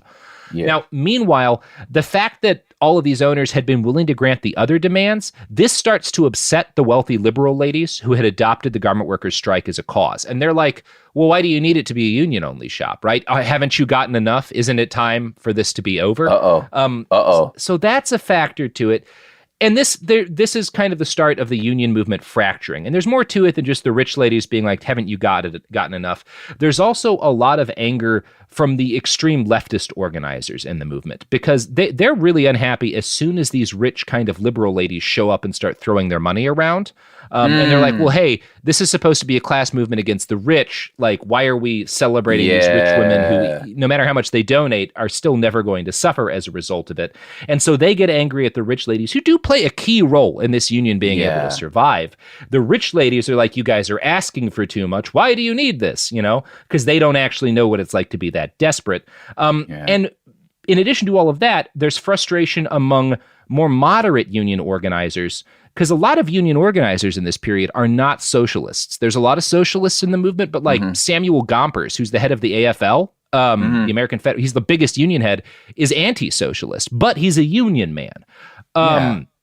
So there's a lot there. And the union organizers who aren't socialists are angry because a lot of the more radical socialists, who are some of the best and most dedicated organizers, want to make this strike more than just a strike for better conditions for garment workers. They're kind of trying to push for a broader feminist revolt. They're adding demands for suffrage to the list of demands the garment workers are making. And this frustrates the more moderate strikers who are like, well, we just want a more equitable deal. We're not really fighting for women's liberation. So the strike movement, it does achieve most of its goals. They get the 52-hour work week, they get wages raised, they get a couple of other things, but it also fractures before they get everything that they want, which is, usually how things go, right? Yeah, I mean, that's what a failure. Yeah. Yeah, that's what a negotiation is. Like, you get, a piece here, a piece there.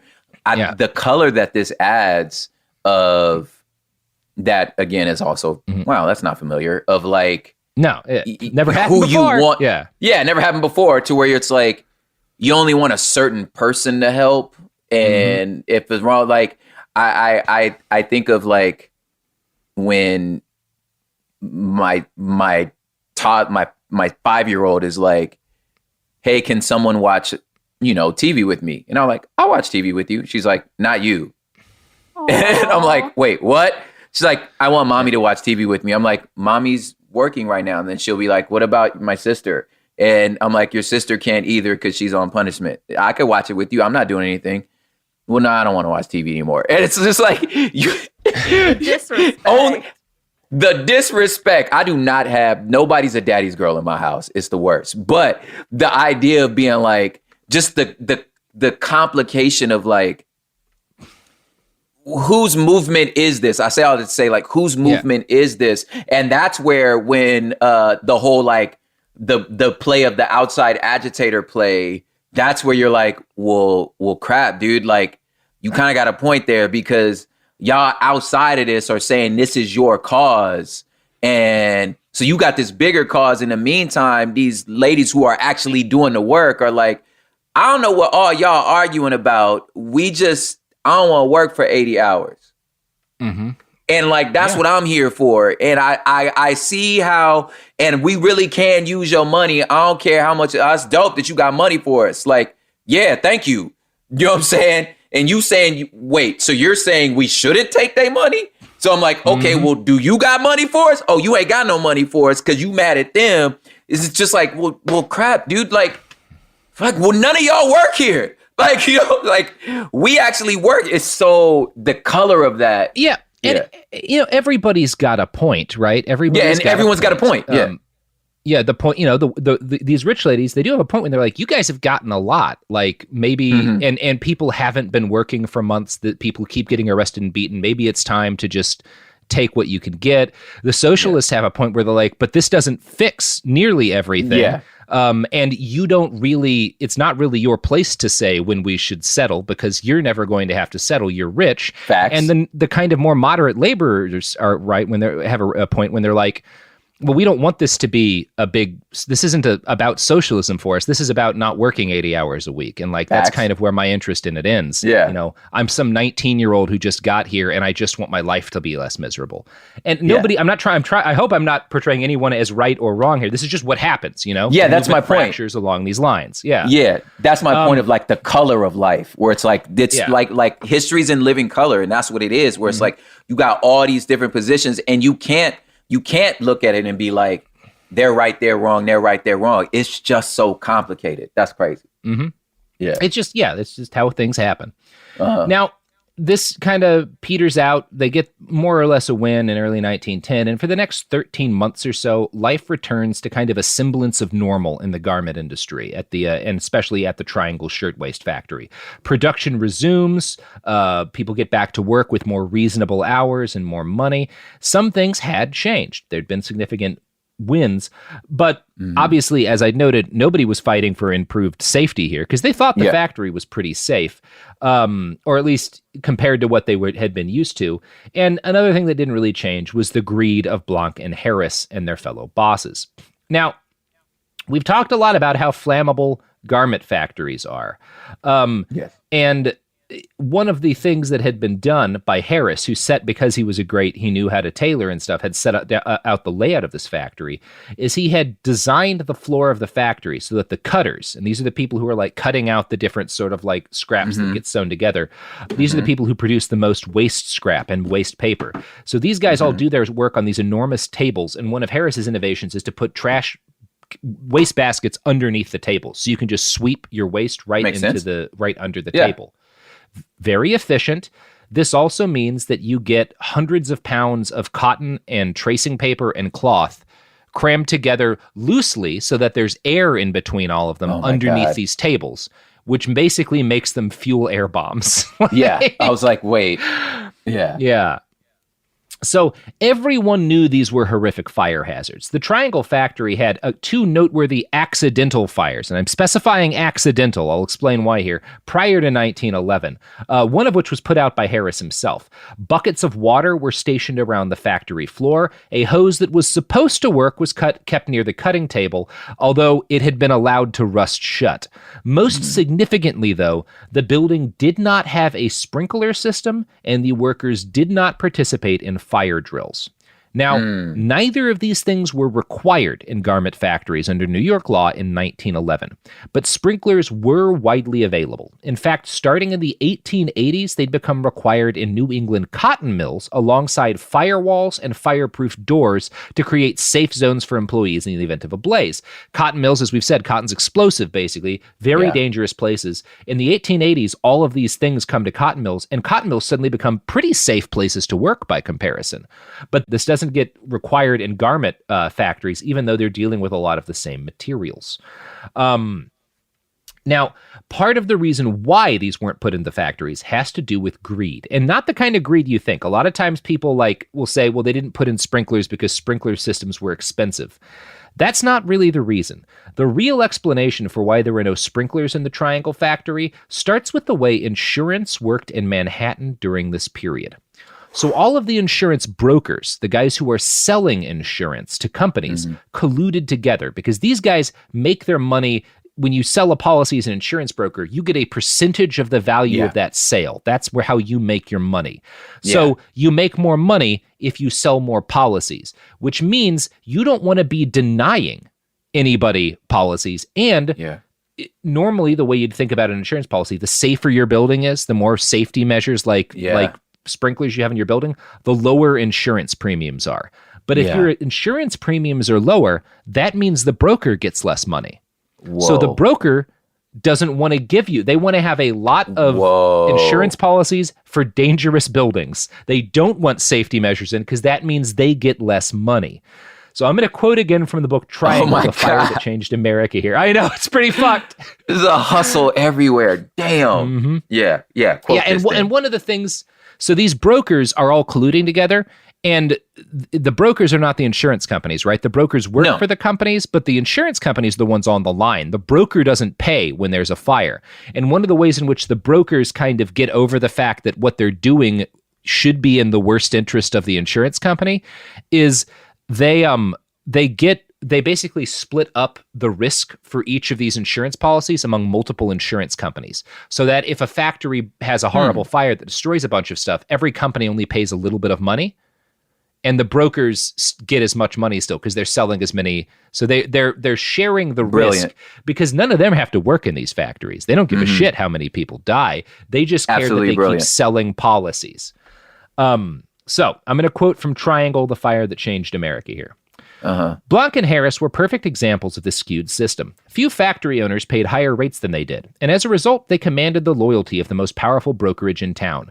The Triangle owners were so-called rotten risks in insurance parlance because they kept having fires, and not just little ones that could be put out by hand. They were repeaters, having collected on several substantial claims, and yet they had little difficulty buying all the insurance they wanted. Some of these repeat fires were likely deliberate. In April of 1902, Blanc and Harris called the fire department about a fire. The NYFD arrived a little too late to save the inventory of the factory, which burnt in its entirety. Thankfully, no workers were present at the time. Blanc and Harris collected a hefty insurance payment. 6 months later, they had another fire, also early enough in the morning that no workers were present. Blanc and Harris collected $32,000 in damage from both fires. Both blazes occurred at the end of the busy season, which was the part of the year in which factory owners who had overestimated demand for their product tended to wind up with a bunch of extra inventory they couldn't sell.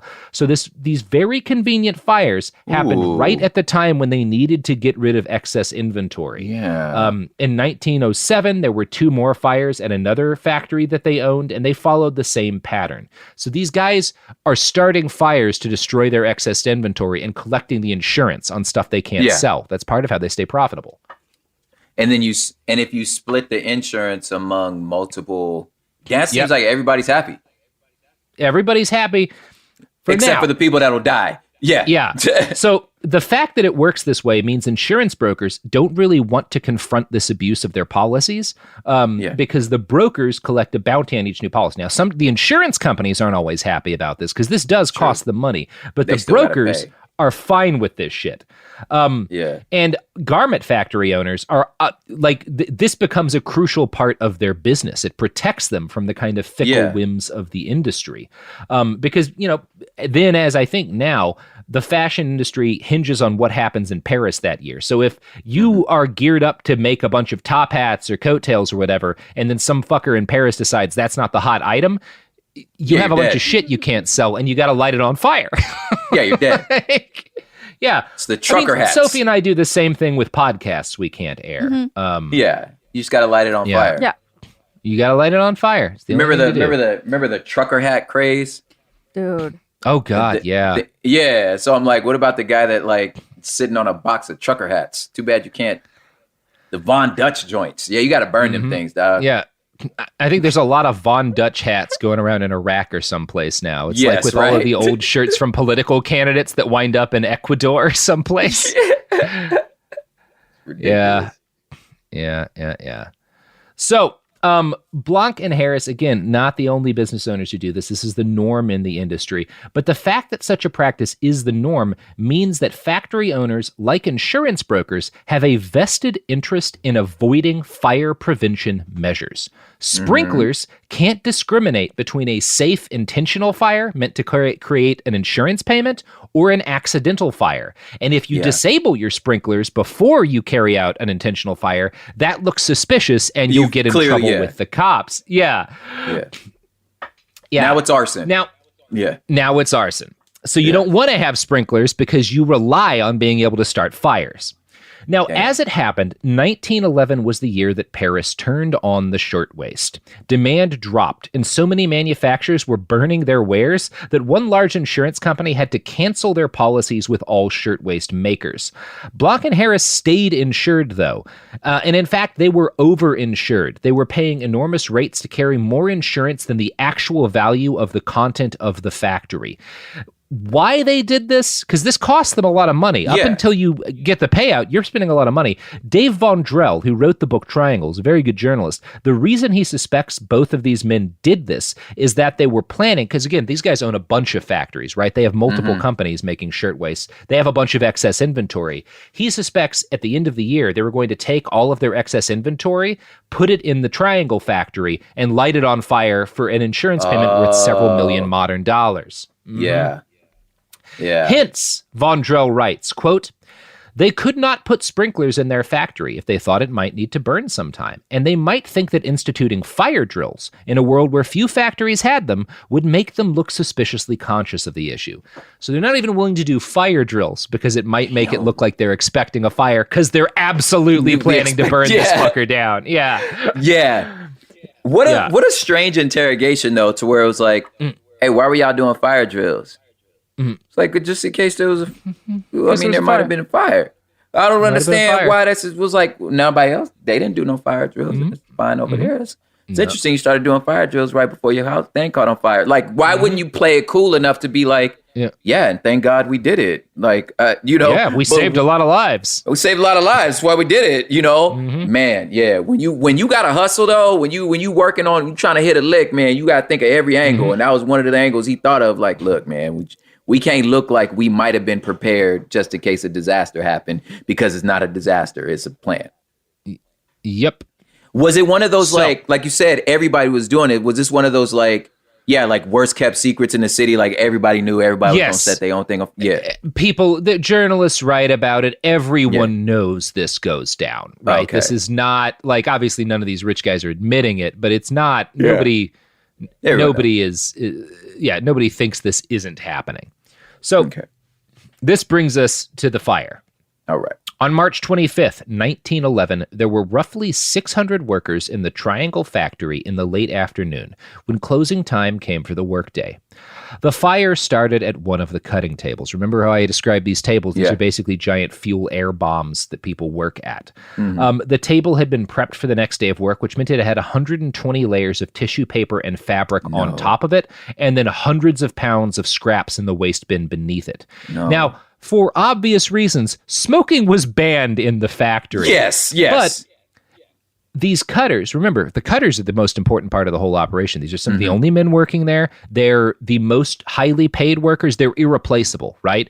Because number one, the guys who are cutting from the big fabric swaths to make the things that people sew together, if they're good at their job, they waste less fabric, which saves you money. If they're good at their job, they put out more stuff faster, which allows you to make more, so these guys, it's the owners ban smoking in the factory, but also nobody wants to make these guys unhappy because they don't have to work here. They can go elsewhere, right? They can get money anywhere.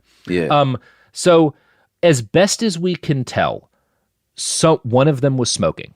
One of them smoked a cigarette or a cigar. We don't really know, but he snuck a smoke, which was very common. It had caused some minor fires before.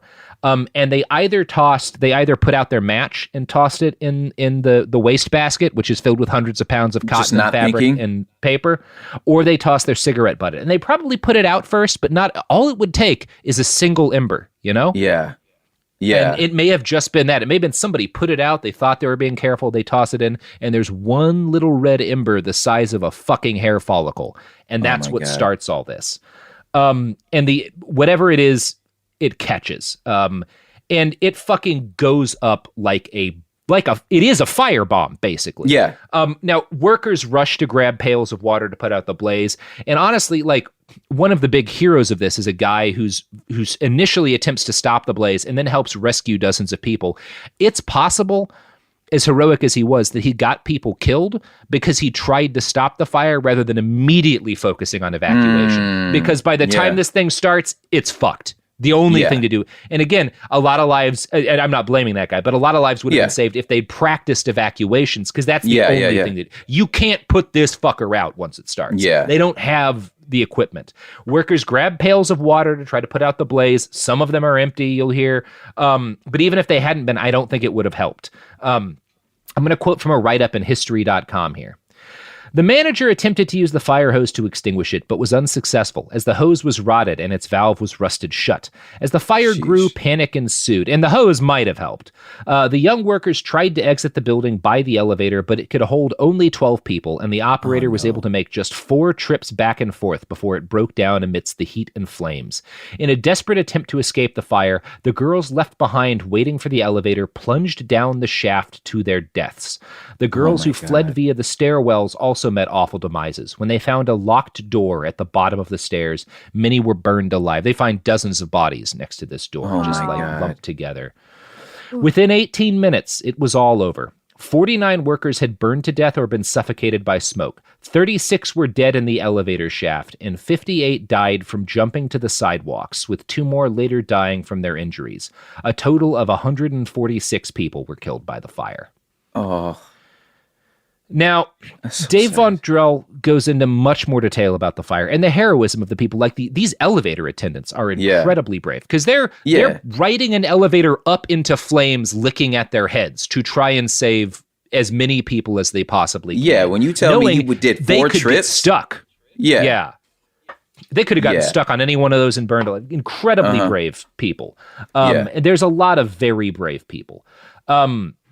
Now, again, a big part of why so many people die is that Blanc and Harris had locked the main exit, so that because their employees were getting ready to leave, they wanted to search them before they left to make sure nobody was stealing shit. But maybe the bigger problem was the fire escape, which we'd already talked about didn't really work. So people flood to the fire escape, which is tiny and poorly constructed, and eventually it collapses, and people fall to their doom. A lot of people get impaled. Oh my God. And, it's just horrible. In the weeks that followed the Triangle Shirtwaist Factory fire, worker safety suddenly became a matter of paramount concern for union organizers and for the local government. There is an outrage against this. Like 100,000 people take to the streets. There's mass demonstrations against this. People demand new fire safety codes and more fire inspectors. In October of 1911, just months after the disaster, the United Association of Safety Engineers was founded. A fire prevention law was passed that same month, which required all factories in New York City to install sprinkler systems in their buildings. Now, one of the people who'd been passing by on the street at the time and who didn't just see the fire, watched dozens of women leap to their deaths and splatter on the fucking pavement. One of the people who sees this is a woman named Frances Perkins. Frances Perkins, 20 years later or so, becomes the U.S. Secretary of Labor under Franklin Delano Roosevelt. Wow. Now, shook her, yeah. Yeah, Perkins mentions the Triangle Fire constantly in the speeches she gives when she's made Secretary of Labor, and repeatedly recalls the moment when she watches these women leap to their deaths to avoid burning alive. Quote from Frances, "They couldn't hold on any longer. There was no place to go. The fire was between them and any means of exit. It's that awful choice people talk of. What kind of choice to make? I shall never forget the frozen horror that came across as we stood with our hands on our throats, watching that horrible sight, knowing there was no help."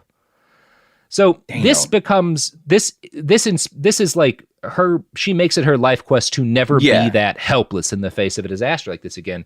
And as Secretary of Labor, Perkins establishes the Factory Investigating Commission, which lobbies for stronger safety measures and makes sure factories are meeting certain minimum safety standards. She serves for 12 years, during which she is key in forming and implementing not just reforms of safety. She helps push the Social Security Act through. She helps to create unemployment insurance. She pushes for the establishment of the minimum wage, and she legislates the guarantee for the right of workers to organize and collectively bargain. Perkins also establishes the Labor Standards Bureau, which is focused on ensuring employers meet certain minimum safety standards. In 1970, the Labor Standards Bureau becomes OSHA. Whoa. So that was just pivotal for her. Yeah, I mean, this is the defining moment of her life in some ways. Obviously, how could you watch this and have it not be, Yeah. I mean, it could have went the opposite way where she could have, but for it to turn into activism is like, man, that's amazing. So, of course, the sheer level of outrage around the fire ensured that there were immediate calls to charge Blanc and Harris for manslaughter. Both tycoons immediately poured money into an advertising campaign dedicated to buffing their image as a safe and reliable garment manufacturer. Reporters from the New York Times met with Harris in his home and dutifully reported his defense of his actions and claims that he had taken proper precautions. None of this succeeded in assuaging public rage. On April 11th, both men were indicted for manslaughter. Since most of the safety features their factory lacked were not mandated by law, the case came down to the question of whether or not they had illegally locked the exits. From a write-up in Forbes, quote, Max Steuer, one of the top defense attorneys of his day, poked holes in the witness's testimony and made it appear that a key witness's story had been rehearsed.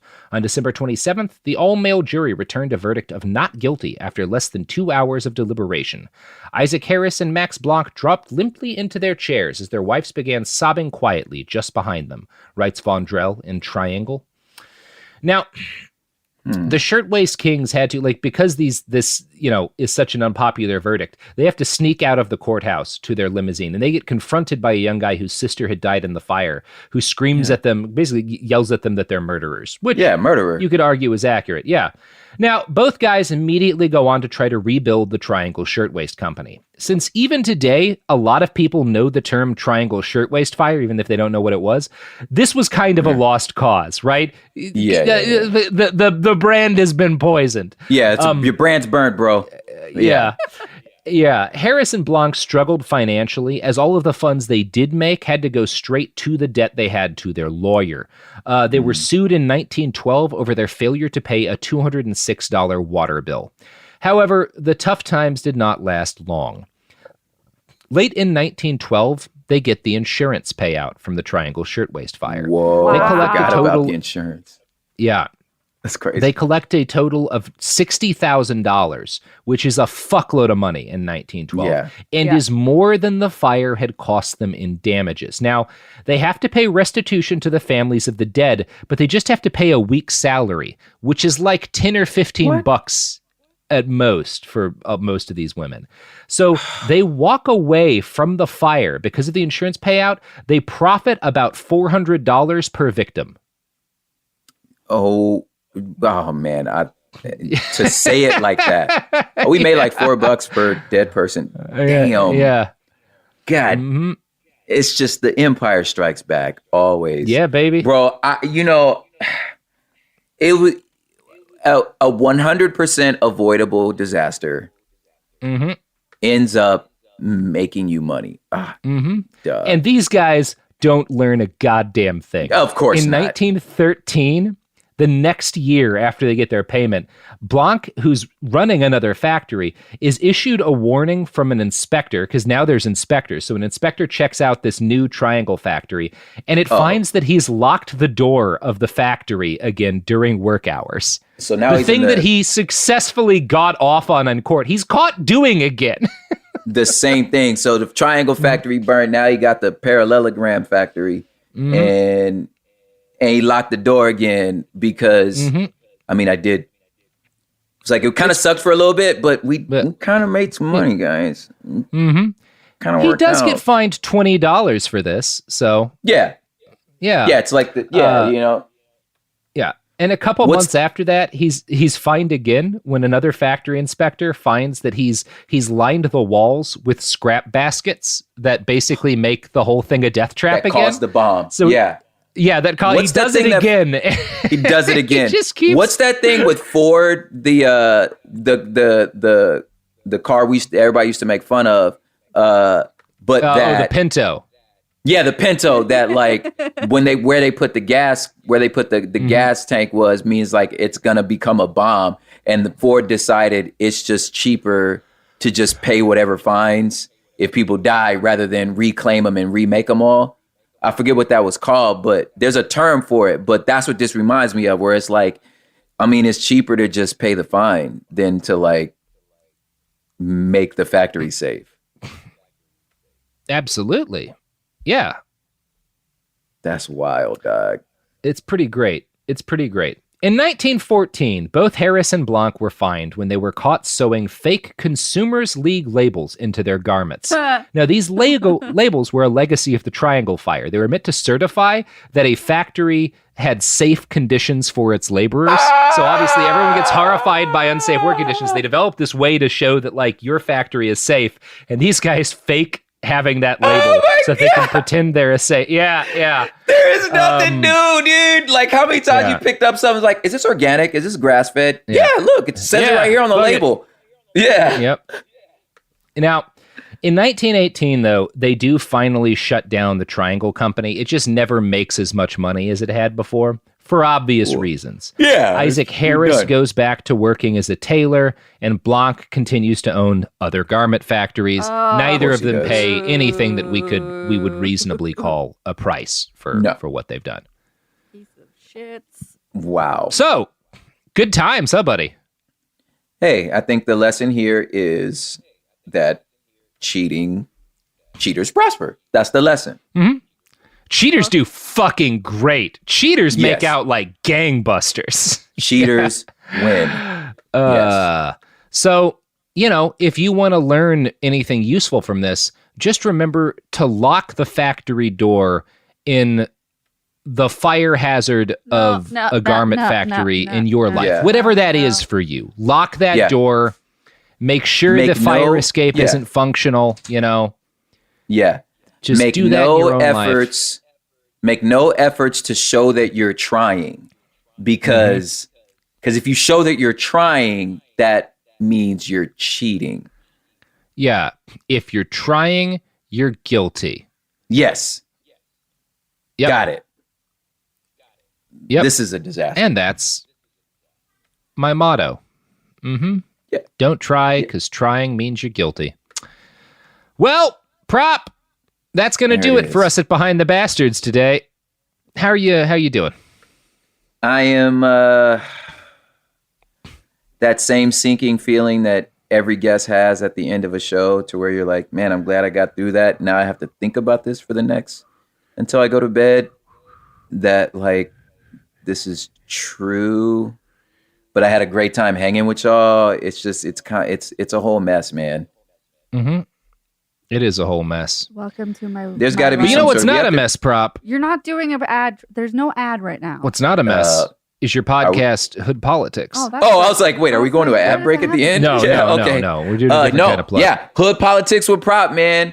Man, I'm so excited about being able to like have a consistent like flow of content that like now I'm getting so far ahead of myself. So like some of the stuff I'm talking about, I have like 10 that's like episodes right now baked. ain't gonna come out until 3 weeks from now. So I'm like, well, crap, dude, how do I stay hot? But man, Hood Politics with Prop got some great episodes in the can. We're covering everything. Like Joe Biden's from Long Beach, the Israel and Palestine, Armenian genocide, like what it means to be a foreign ally, like everything. It's all coming. So check it out. It's a weekly podcast. You're welcome. Yeah. Yes, it is weekly. It's a podcast as regular as garment fires in early 1900s New York. And old-timey guys that always make it out on top. Yeah, always handle it. And hiring gangsters fine. and prostitutes to beat up workers. Yeah. Mm-hmm. It's the American way. I do want that TV show. I was gonna say that has to be a show. Yeah. Right. There has to be some character in that like where the lady was getting her ass beat by this prostitute, and she comes up with the idea of like, maybe I should quit this factory thing and become a prostitute. Like, and she just switches sides because she's like, sure. Well, I wrote a book. It's called After the Revolution. You can find the podcast version of that book with sound effects by our own Daniel. If you type After the Revolution into whatever fucking thing your podcasts come the fuck from.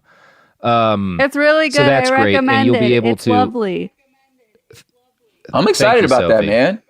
Mm-hmm. It's the book, it's really good, and the podcast is really good, and Robert's really good, so should be excited. You can also find Robert the hates EPUB compliments. version. Yeah, you can find the EPUB for free online at okay. This is so What? much This guy fun. breaks into a yawn. I I was about to like, let me tell you something, man, because you know I'm publishing a book too, and like as good as you are, like I thought about, man, just like the way that you guys, as well as y'all write, and the way that y'all tore up Ben Shapiro's book. I was thinking about that as I was writing my own to be like, let me make sure I don't get dragged by the homies for me writing this thing. Now, granted, it's definitely not as bad as that, but. There's every book anyone's ever written has draggable things, but I think what really makes you draggable is being Ben Shapiro. Yeah. Yeah. He kind of came with the And you are not Ben Shapiro, thankfully. Yeah, I'm very not. To the best of my knowledge. Yeah. You always buy 2 boards when you go to the Home Depot. That's the funniest thing I've seen in a while. Funniest thing. I'm gonna support him. I was like, fam, you spent $1.50. Yeah, that's like you would have given them more money if you'd bought a Diet Coke. Like, come on, buddy. Bro, this your point? Like, yeah. This is the also, you're a millionaire. Get like an angle grinder or a fucking circular saw or something. Buy a power tool. He doesn't deserve it.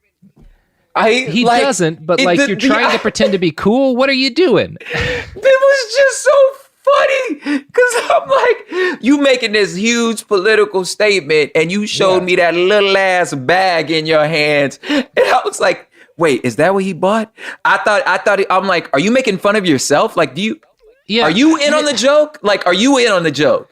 A lot of times, because your whole thing is supposed to be like, we're the party of the honest working man. That's who I represent. It's like, I've spent a lot of time in Home Depots. Like, you know, I've spent a shitload of time. I'm not particularly handy, but people very close to me do that shit for a living. I've spent a lot of time doing runs for like functioning farms and stuff. Yeah. Nobody who's a serious working class person who needs to go there walks out with a paper bag, with a plastic bag and a single piece of wood. Right. Like, man, you're a millionaire. Buy a power tool and at least like try to pretend like you're cool. Be like, yeah, I got a giant saw. Like, go get a fucking Husqvarna or something. And tell me a story. Spin me a story that my uncle, my uncle's been using the same saw for 50 years. I'm gonna buy him a brand new saw. I'm gonna go to Home Depot. I just me and my brother-in-law just put in a new sink in my office. And like, speaking of going to the store, I'm like, first of all, you're gonna go at least 4 times. At least 4. At least 4. There's no one trip to Home Depot. No one makes one trip. Like, damn, this don't work. Oh my God, now this is leaking. This is the wrong fucking size. Like, you're gonna make 4 trips. And I did. And I'm like, putting in the sink.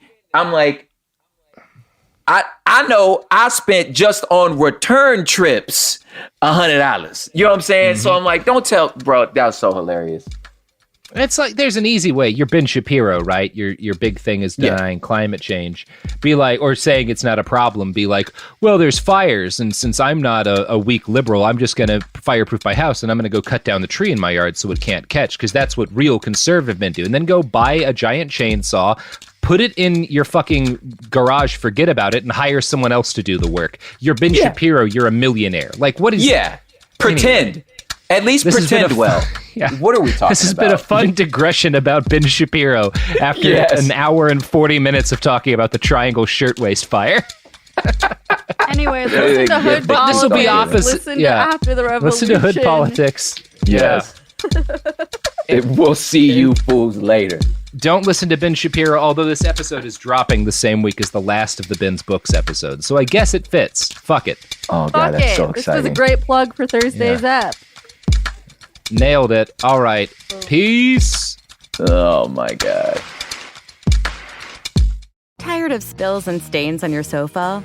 Wash away your worries with Anabay. Anabay is the only designer sofa that's machine washable inside and out, starting at just $699. Plus, Anabay sofas are pet-friendly, stain-resistant, and feature changeable slip covers and modular pieces. Get up to 60% off site-wide with a 30-day money-back guarantee. Visit WashableSofas.com to get yours now. That's WashableSofas.com. Offers are subject to change and certain restrictions may apply. In the heat of battle, your squad relies on you. Don't let them down. Unlock elite gaming tech at Lenovo.com. Dominate every match with next-level speed, seamless streaming, and performance that won't quit. Push your gameplay beyond performance with Intel Core Ultra processors for the next era of gaming. Upgrade to smooth, high-quality streaming with Intel Wi-Fi 6E and maximize game performance with enhanced overclocking.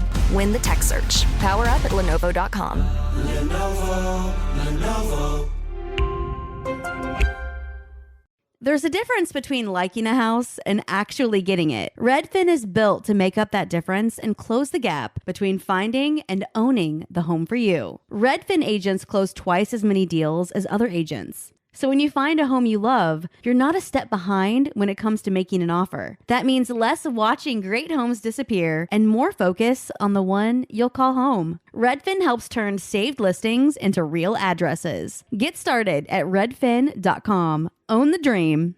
This is Bethany Frankel from Just Be with Bethany Frankel. Most dog food is marketing, not nutrition. That is why Biggie and Smalls eat just food for dogs, real 100% human-grade food with ingredients I actually recognize. And yes, I do see the difference. Better digestion, healthier skin, more energy, dogs that feel better, my babies. If you've been on the fence about switching, stop overthinking it. What's more important than your furry babies and their health? Go to justfoodfordogs.com right now and get 50% off your first box. No code needed. Just try it. This is an iHeart podcast. Guaranteed Human.